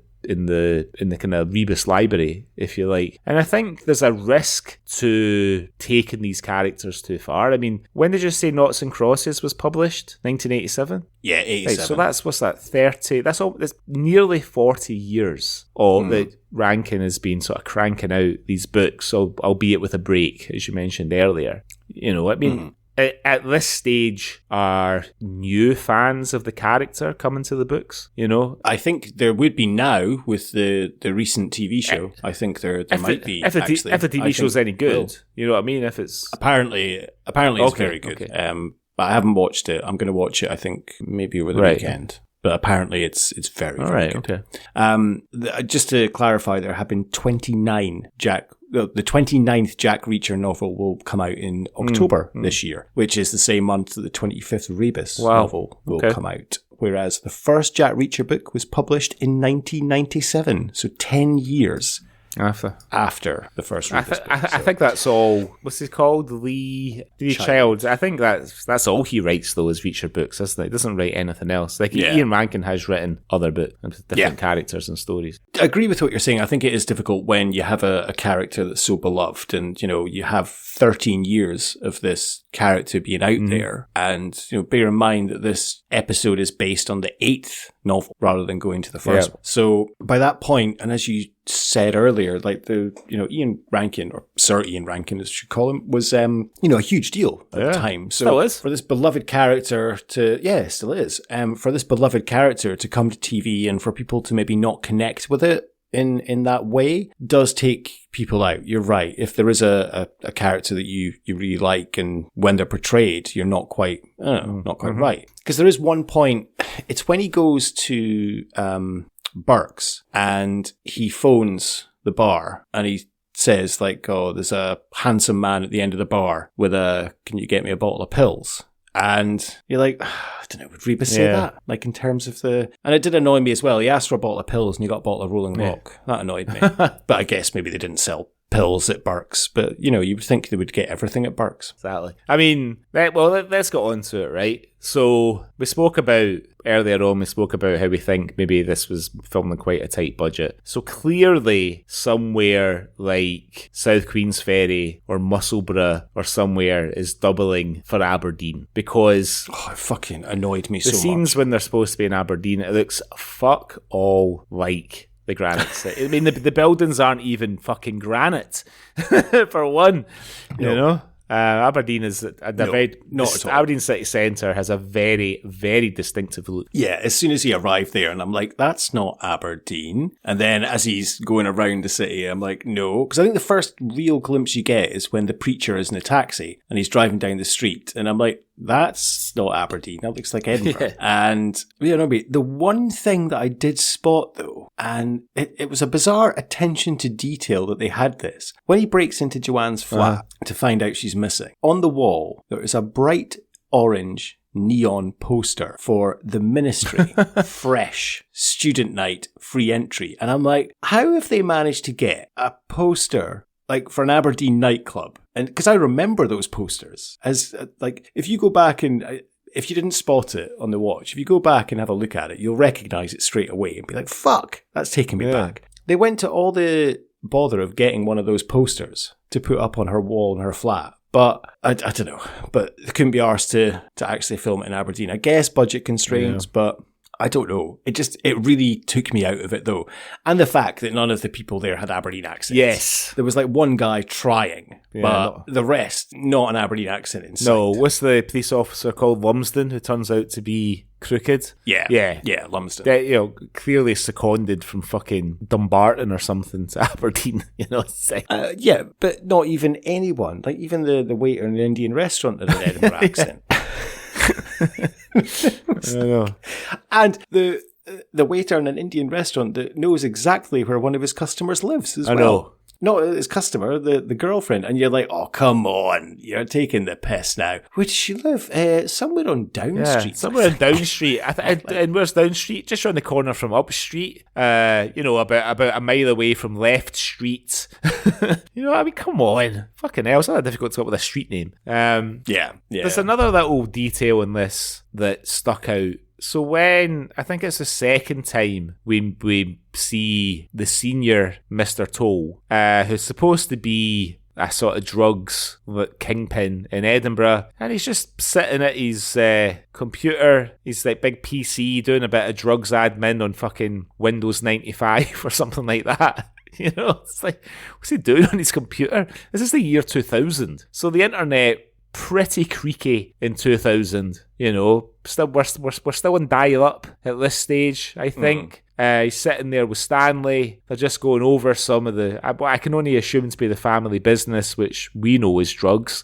And yeah, maybe a wee spreadsheet, dealers' names, addresses, all the dealers that live in Down Street in Aberdeen. I was just like, I mean, it's just a bit odd. I mean, and his character is clearly only there so we can have the son, played by Stephen McCall, you know, who's great in it. And the one scene that I really enjoyed is when they've just interviewed Stanley and they've made him come clean, and they're walking out, and Rebus is sort of creating the impression that Stanley's done the right thing, he's off the hook, and they come out and all the police jump on him and arrest them, and like just classic sort of late 90s, early 2000s McCall. So it takes me back a little bit to his character in Orphans, which was a couple of years before. He's just like, Rebus! But he obviously can't use any particularly bad language because it's ITV, probably like 9 o'clock. In 2000, there was no effing and jeffing on ITV between 9 o'clock and 10 o'clock in the year 2000. But yeah, just absolutely going for it.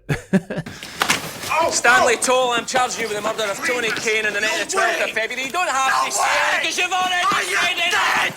Take him away.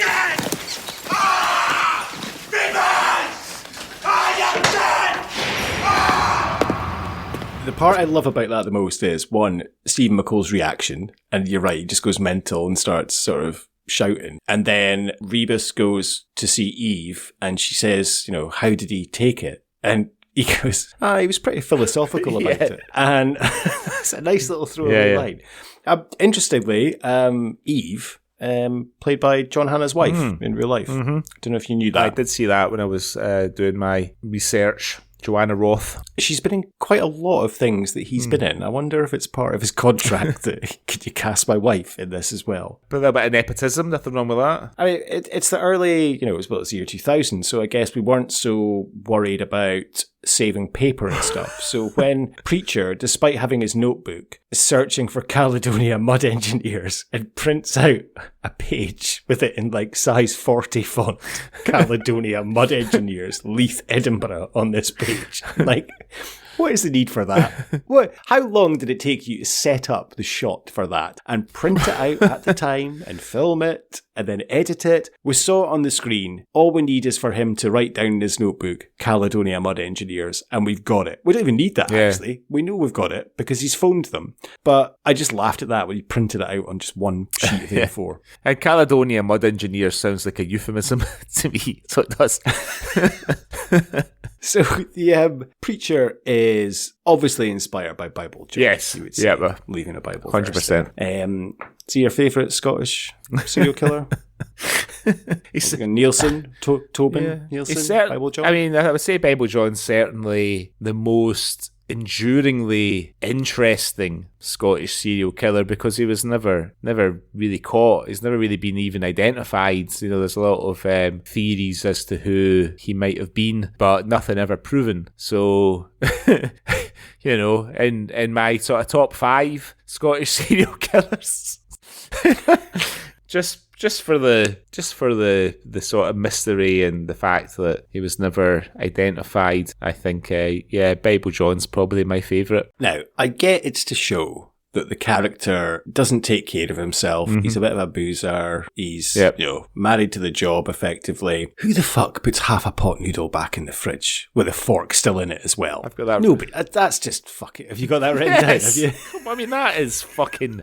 I mean, buying a pot noodle in the first place is fucking grim, but saving half for later, I mean, that is desperate, you know. You take the fork out, though, like, because the fork's going to be freezing, and then you don't put it in the fridge, you just throw it in the bin. That's just rank behaviour. I mean, if someone gives you a pot noodle, you just throw it in the bin anyway, because it's fucking... I mean, I've never ever liked pot noodles. But yeah, I mean, that's a real "Are you okay, hun?" moment when he opens the fridge and fucking half pot noodle there. But then I could see why they did it, because then 5 minutes later, when he's round at Mitchison's flat and the WPC opens the fridge and there's the same scenario. It's like a half-eaten slice of pizza and a can of Stella. Yeah. And she says, "Sad bastard." And Rebus kind of gives her a look. It's I can see why they did it that way. But yeah, I had a pot noodle about a year ago, I think, for the first time in years. I had a doner kebab pot noodle. Right. Because pot noodles are actually vegan. Yes. Or vegetarian. Yeah. Even the chicken ones.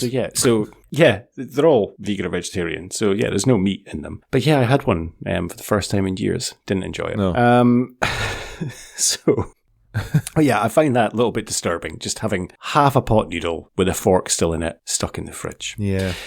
So this was the first kind of TV adaptation of Rebus. But the new series starring Richard Rankin, he is actually the 20th actor to portray Rebus, if you include audiobooks and radio plays and stage shows as well. So previously on audiobooks, James McPherson from Taggart and Bill Patterson and Roger Allam have recorded audiobooks. Sandy Morton did a very earlier BBC adaptation. So Roger Allam is the actor from The Thick of It who's in The Angel's Share, who plays the whiskey. Yes. Right. He's English, isn't he? Or is he Scottish? Yes. He is English. Right. Okay. Yeah. There's been a couple of English people that have done it. In fact, one of the stage productions, what was his name now? I can't remember the actor's name now, but it was Jim McDonald from Coronation Street played Rebus on a stage show at one point.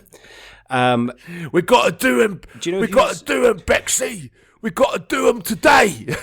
Worst Cockney accent ever. Do you know who has played him the most times? Well, it's obviously not Ken Stott. No, it's a radio adaptations. A big Scottish actor has done him on radio adaptations, and he is down as playing Rebus the most times. And have you mentioned his name already? No. Who could it be? Is it someone like really surprising, like Gavin Mitchell or something like that? No, it's an older big Scottish actor. Ooh, it's not Cox. It's been a lot. Coxey? No, it's not Cox, but you're in the right area if you think Cox. Cox has also played Rebus at one point. Is he Norton? No, but you're in the right area if you're thinking of that kind of level and standard. It's not Heyman. Okay, it's not Patterson because you said it wasn't somebody you'd mentioned already. It's not Cosmo, is it? No, it's not Cosmo. Okay. You've mentioned everyone of that generation era, apart from the person. It's Ron Donaghy. Oh, is it really? Well, great. Yeah. I'm sure he turns up in one of the Ken Stotts as well, Ron Donaghy. He does, yeah. But about maybe 5 or 10 years prior to this version being made, they were trying to get a Rebus TV show made. Yeah. And there was an actor who was very nearly cast, but the production fell through. So the first person who was going to portray D.I. John Rebus on screen was Leslie Grantham. Well, and on that, Rankin said, "I have no idea why someone thought that Dirty Den would make a good fifer." Now, less said about Leslie Grantham and his webcam antics, the better. Yeah. I think we've all I mean, we mentioned that in a couple of episodes ago. Pretty sure that wasn't the worst thing that Leslie Grantham ever did in his life. Well, no, he murdered a taxi driver in Germany and then got caught wanking on webcam. Yeah. And he gave Angie the divorce papers on Christmas Day. That bastard. Would you say that Rebus is the second most famous Scottish fictional police officer, or would you put him at the top? I mean, I know we're biased. I mean, I think if you ask me my favourite, it's Chief Inspector Jim Taggart every day of the week. I think probably Rebus is the most popular though, just because, I think Rebus is pretty international, and with the books and the various iterations that you mentioned, radio, audiobooks, and then like 3 successful, because it sounds like this new one is proving to be successful, like TV dramas about the character. I think the difference with Taggart is very much Mark McManus. You know what I mean? Yeah. You couldn't imagine any other actor playing that character, and they've never tried it. As much as I would still love to see a kind of young Taggart TV series, but it's Mark McManus. But the Taggart TV show wasn't based on a successful series of books. It was written solely for television, whereas this is, Rebus is adapted from, like a fairly extensive selection of stories and short stories with a character. So Rebus is, I think, by a long stretch, he's the most popular Scottish policeman. But not maybe because I'm from the West Coast, but Jim Taggart will always be my guy. What I would say, though, is that if you say to any Scottish person, I guess over a certain age now, Taggart, the first thing they'll come up with is, there's been a murder. There's been a murder, which is famously never said. But if you say Rebus, then, I don't know, what do you say? Doesn't have a catchphrase, does he? Poor is another one. I love Hoors. I love Hoors. I love Hoors, but I don't sleep with them. I just like to look after them. I do like his interaction as well when they find Alan Mitchison's body. The interaction he has with the WPC is pretty funny when he says, well, you'll be in that uniform for a while. Like, he's got his arms taped to the chair. Unless he's got a very nimble tongue. You found the body? Me, sir. WPC Logan. What's the odds? Alki commit suicide. You better get used to that uniform, Logan.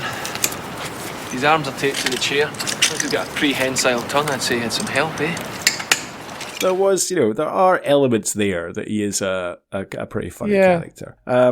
I think, and maybe it's with the benefit of knowing the background, but it does feel like Hannah's, as much as there are these little moments, I never felt like he was really quite in his element and enjoying it. And like I was looking at his IMDb, and like in his Wikipedia it says that he really, it didn't come easy to him becoming a well-known and famous actor. He was really grafting for a long time, and it wasn't really until 4 Weddings and a Funeral, which he won like a BAFTA for Best Supporting Actor, and he's absolutely brilliant in 4 Weddings and a Funeral. But then, you would think that 4 Weddings and a Funeral would be what Trainspotting was for Ewan McGregor, right? Or, and just launched him internationally. And it's never really happened for him. Like, he goes on to do quite a lot of TV after 4 Weddings and a Funeral. Then he does Sliding Doors, and again, massively successful film. Gwyneth Paltrow when she was really in her fucking pomp, you know what I mean? A real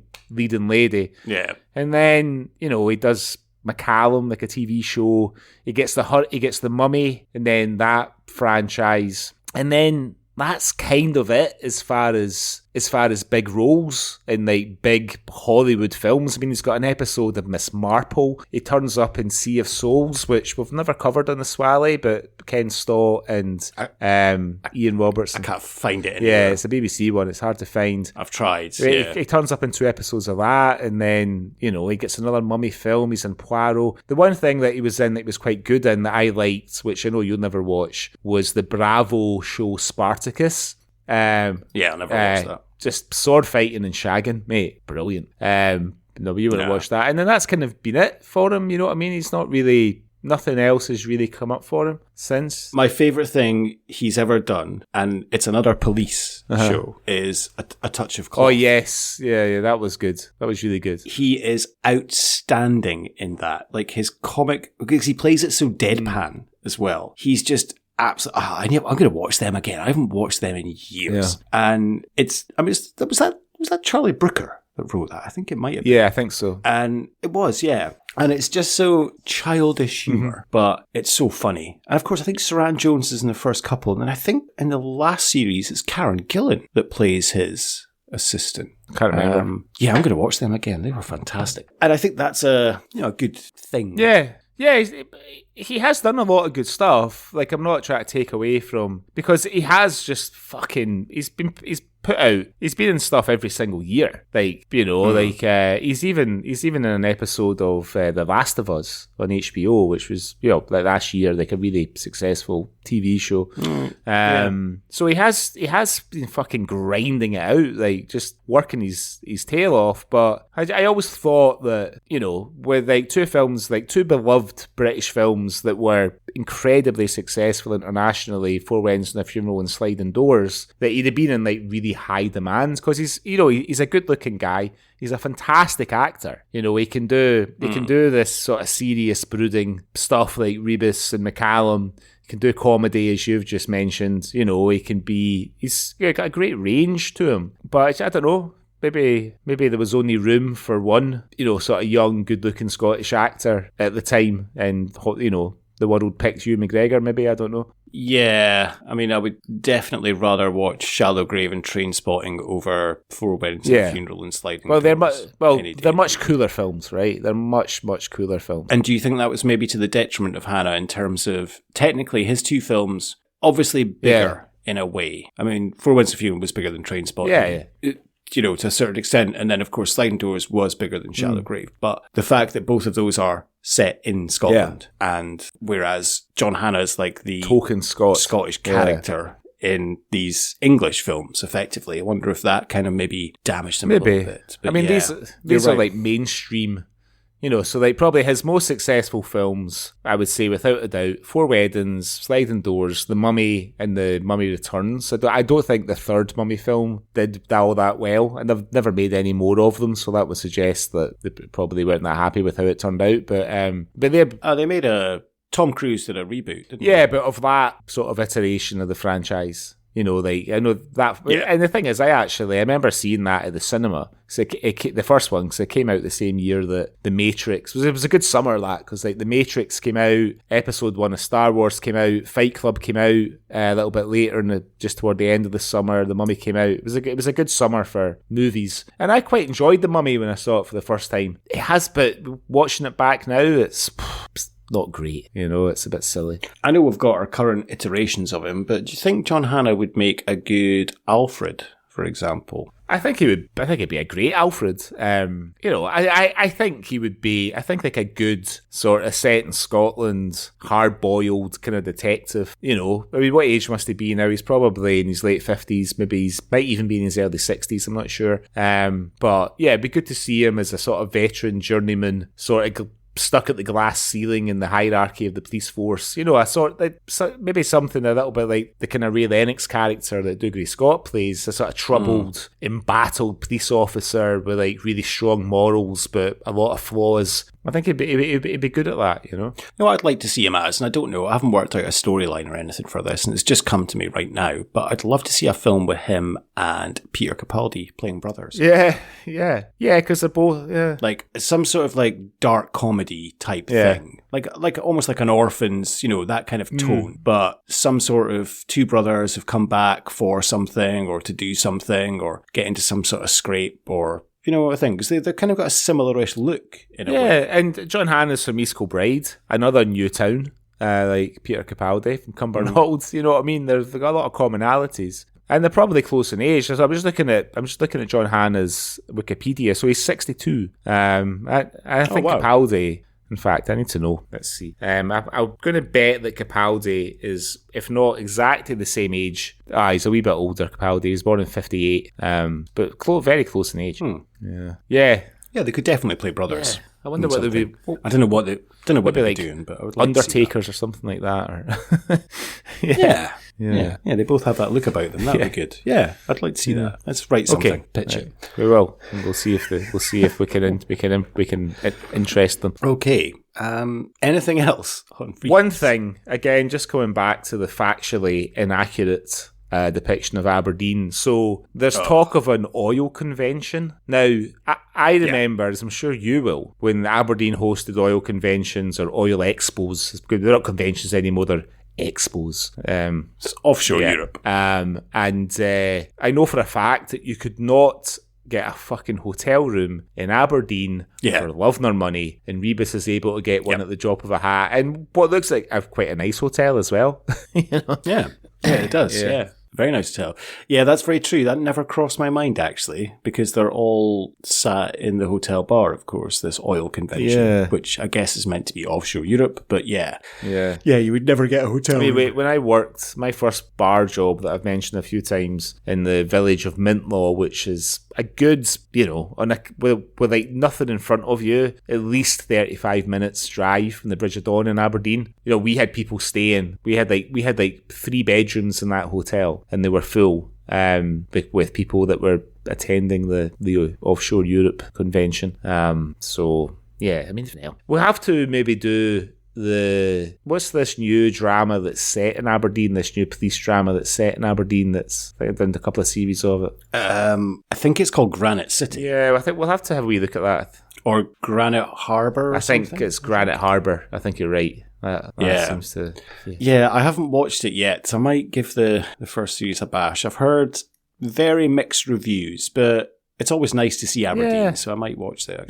Like we always say, it's great seeing somewhere that you're very familiar with on the TV or in a film, right? Yep. Definitely. So, yeah, I mean, I guess to sort of conclude for me, I think if you take this on its own, it's a good murder mystery. But it's not really a murder mystery because you can see who all the protagonists are. But it's a good police procedural. I don't think anybody will disagree with us, including John Hannah, that probably not quite right for the role as the role was depicted in the Rebus books. But, as a character, as like a detective inspector investigating a series of murders, he's very good. You know what I mean? And it's good, and it's only an hour and 48 minutes, which is important. No, I would agree with you on that. I enjoyed it. I thought it was good. It was a good watch. It was easy enough. I'm glad I decided just to do the first episode rather than all 4, because that would have been a bit of an undertaking. My plan was to do all 4, and then I saw how long they were. It was like, let's just do the first one. I'm glad you didn't do that. If they'd been 45 minutes, I would have done all 4. But because they're standalone episodes as well, there's no need to. I don't know if they're going to develop.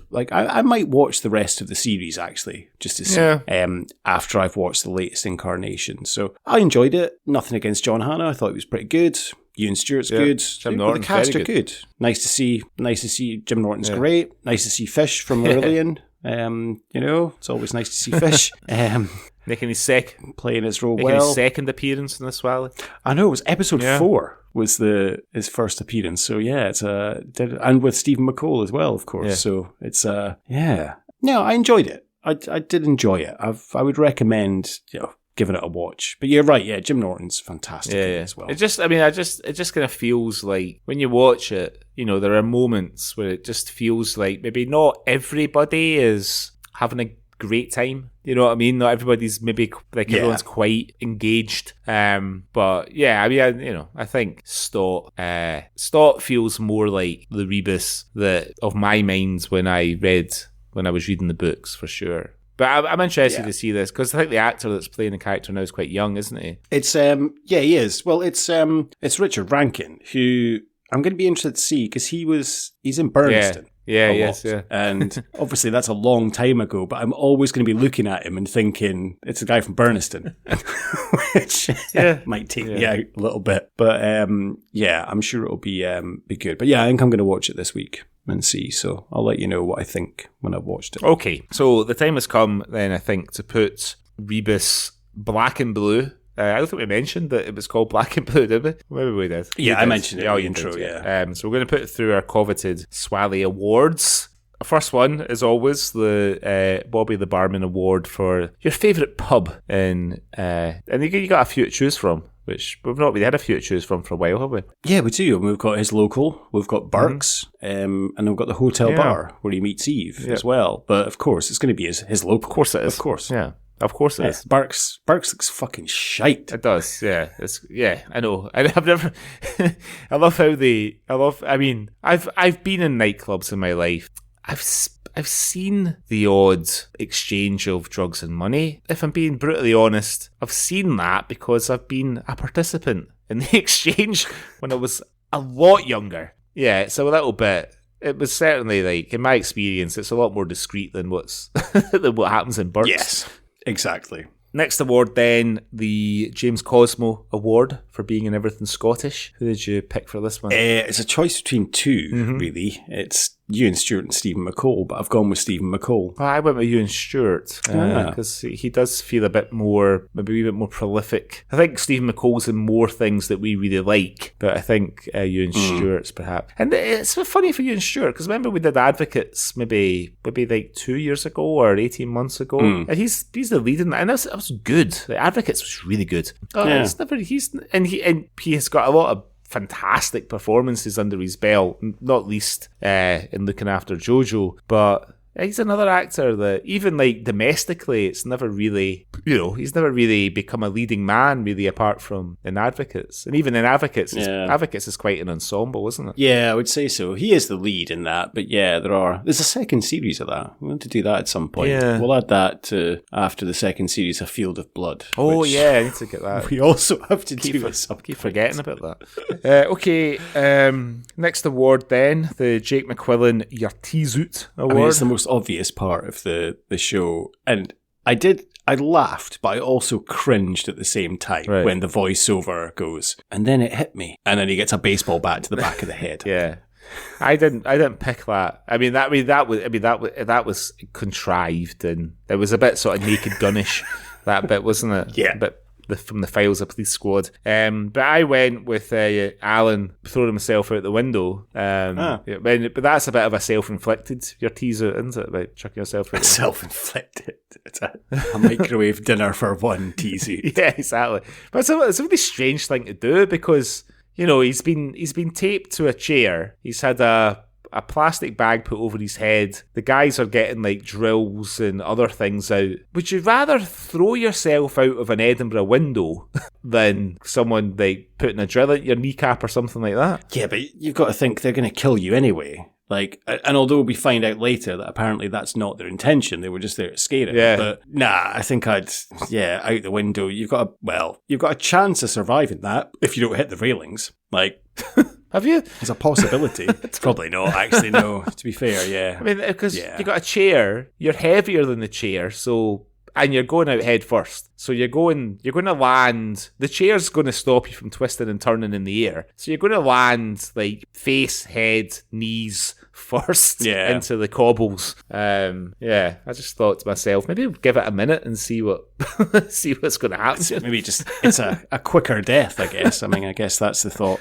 I don't know. I think I'd give it a minute.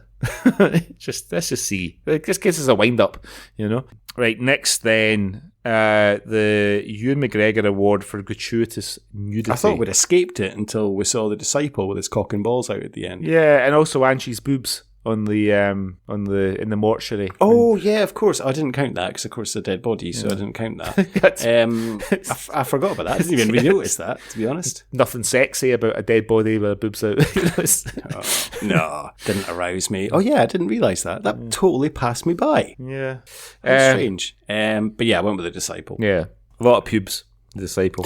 I think it was probably to cover the cock and balls because it just was like a mound of pubes, so you didn't really see the cock. It's got like a little sort of helmet wig on or something. To a merkin. A merkin, that's what I was looking for the word. I can't think what it was. A merkin. Why is it called a merkin?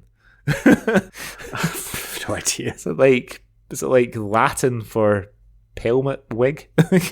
Merkin. Don't know. That's something for you to investigate and let us know in the next episode of the Culture Swally. If any of our listeners know, I'd love to hear their theories. Right, next then, the Francis Begbie Award for gratuitous swearing. Not really. What did you go for? Well, there's not really any gratuitous swearing, is there? There's no effing and jeffing. It's STV and the year 2000. Did you pick something? All I had was when he is speaking to Rico about Tony Kane, and he says, I want you to sniff about in the shite like you always do. Yeah, I don't really... See, the word shite doesn't feel gratuitous to me. I like a bit of an F-bomb or a C-bomb feels gratuitous, Yeah. But, when swearing's used as punctuation, that's when it becomes gratuitous. But anyway, we'll take it. Okay. Archetypal Scottish moment. Have we ever covered anything? I mean, we have. I'm just kind of saying that as a go-to. But it seems like if you have a film or TV show set in Edinburgh, is it some sort of legal thing that you have to have a shot at the top of Carlton Hill? I think so. Because everything seems to have that. Even the Advocates that you just mentioned has like the end of episode 1 ends there. And it just seems like, right, we need to hide. we need to get away from somewhere, we need to go somewhere quiet. I know, let's go to one of the most popular tourist places in Edinburgh. It seems though like, I mean, if I was a director and I was directing something set in Edinburgh, you'd want to show off the city, because Edinburgh is, you know, it's certainly aesthetically it's the best looking city. It may be one of the, it might be the best. In fact, it is. I'm going to say that Edinburgh is the best looking city in the UK. Certainly one of the best looking in the world. I've not been to all the cities in the world, but it is. It's certainly, you know. No, but without a doubt, I'd say it's the most beautiful city in the UK, without a doubt. It's so picturesque. At top of Carlton Hill, it is beautiful, overlooking the city. The old but town. It does just feel that you've got to have that in every Edinburgh set, TV show or film. Yeah, I think you do. I think it's important to do that. You want to show it off. You want to show the city in all its glory. What did you go for? Beans on toast for tea. but do you know what annoyed me about that? Is that the disciple was having beans on toast for tea in his easily £750,000 cottage on the banks of the River Forth with the Forth Rail Bridge and his big panoramic window at the back. He didn't butter the toast. No. What the fuck's all that? No pepper or brown sauce. No pepper, no brown sauce, but criminally no butter on his toast. Just this attention. It's it's negligence that. on the production, negligent. Bit of cheese on it as well. A bit of grated cheese. Just negligence. This a bottle of Rolling Rock being handed over instead of a bottle of pills. It's being set in Aberdeen. It clearly not being in Aberdeen. It's just what's let it down. To be honest. Yeah. And so I sort of gave this away a little bit. But who do you think is the winner here? Who wins? Well, I put John Hannah, but I'm kind of swaying now. Jim Norton that we've spoken about it, but. It's maybe don't see enough of him to maybe it's I think Hannah and the fact that he, as we've discussed already, wasn't really up for doing it, didn't feel himself that he was the right actor for it, but he's still there's still some really good moments. I think it's fair to award it to the man. Yeah, give it to Hannah. Yeah, wonderful. Well, that was Black and Blue. The first episode of Rebus. Would recommend. You can find it on Daily Motion if you can't find it anywhere else. Yes. Find it there.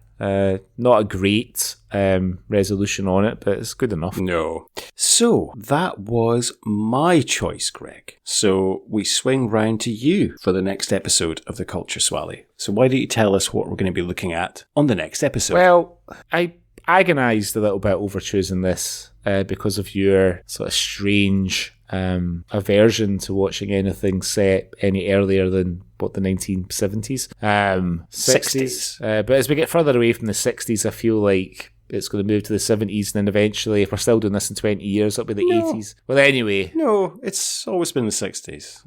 I'm sorry to tell you that this thing that I've chosen is set in, I think, the 18th or 19th century. But it couldn't be any worse. It's got a fantastic cast.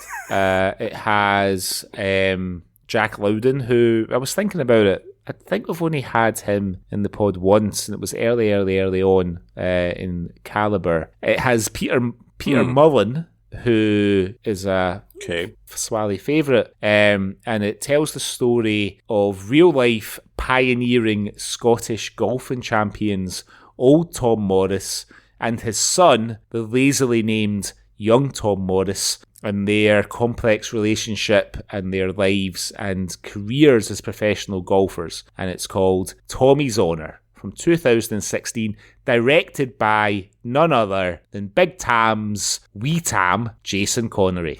Wow. Okay, I've never seen that. I've never even heard of it. It's got golf in it, so it's got golf in it. Yep.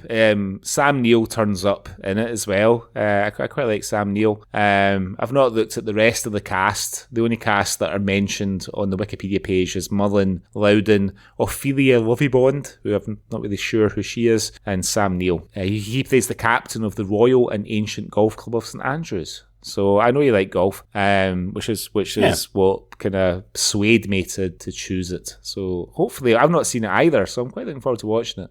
What's it called again? Tommy's Honour. Tommy's Honour. Okay, wonderful. Right, I'll look out for that, and I'll look forward to seeing Tommy's Honour. Great. Well, thank you very much, everyone. Hope you enjoyed the show. If you'd like to get in touch with us, you can. You can email us on cultureswally@gmail.com with anything you'd like us to look at or any news stories you've seen. Or if you just want to get in touch and say hello, just drop us a line. We don't bite. Say hello. You can follow us on Instagram @CultureSwallyPod or X, formerly known as Twitter, @SwallyPod. And Greg, we have a wonderful website as well. You can find us at cultureswally.com where there's links to all 100 and, well, by the time this comes out, 102 episodes, 102 real episodes, and one or two what would you call bonus episodes, I suppose, with some articles about Scottish TV and culture. So come and check us out and help me build a bit of traffic on the website, and appreciate it. And we are recording this pretty much 2 weeks to the day, Greg, that Scotland kick off their Euros. So this episode will be released the day before, so come on Scotland is all I can say. Come on. Yeah, you know, like we said earlier on, it's great just to have the team qualifying for international tournaments again. When we were kids, we qualified all the time, although we never did very well. You could always count on us qualifying, and then sort of a really long time from 1998 until 2021 where we didn't qualify for anything. Well, 2020 is the Euros were supposed to be. The last Euros, that is. So yeah, looking forward to joining some like-minded folk in the pub and getting behind Steve Clark's boys. Lorraine. Well, getting in front of the rain, but getting behind the national team. Wonderful. Well, have a great time, and I'll speak to you soon. Until next time. Till next time. Barks was the kind of place that must have seemed like a good idea 5 years ago. It was lit dimmer than a Pilton phone box, which meant I couldn't see much. And what I could see, I didn't like. It was the place where Mandy Strachan was last seen alive.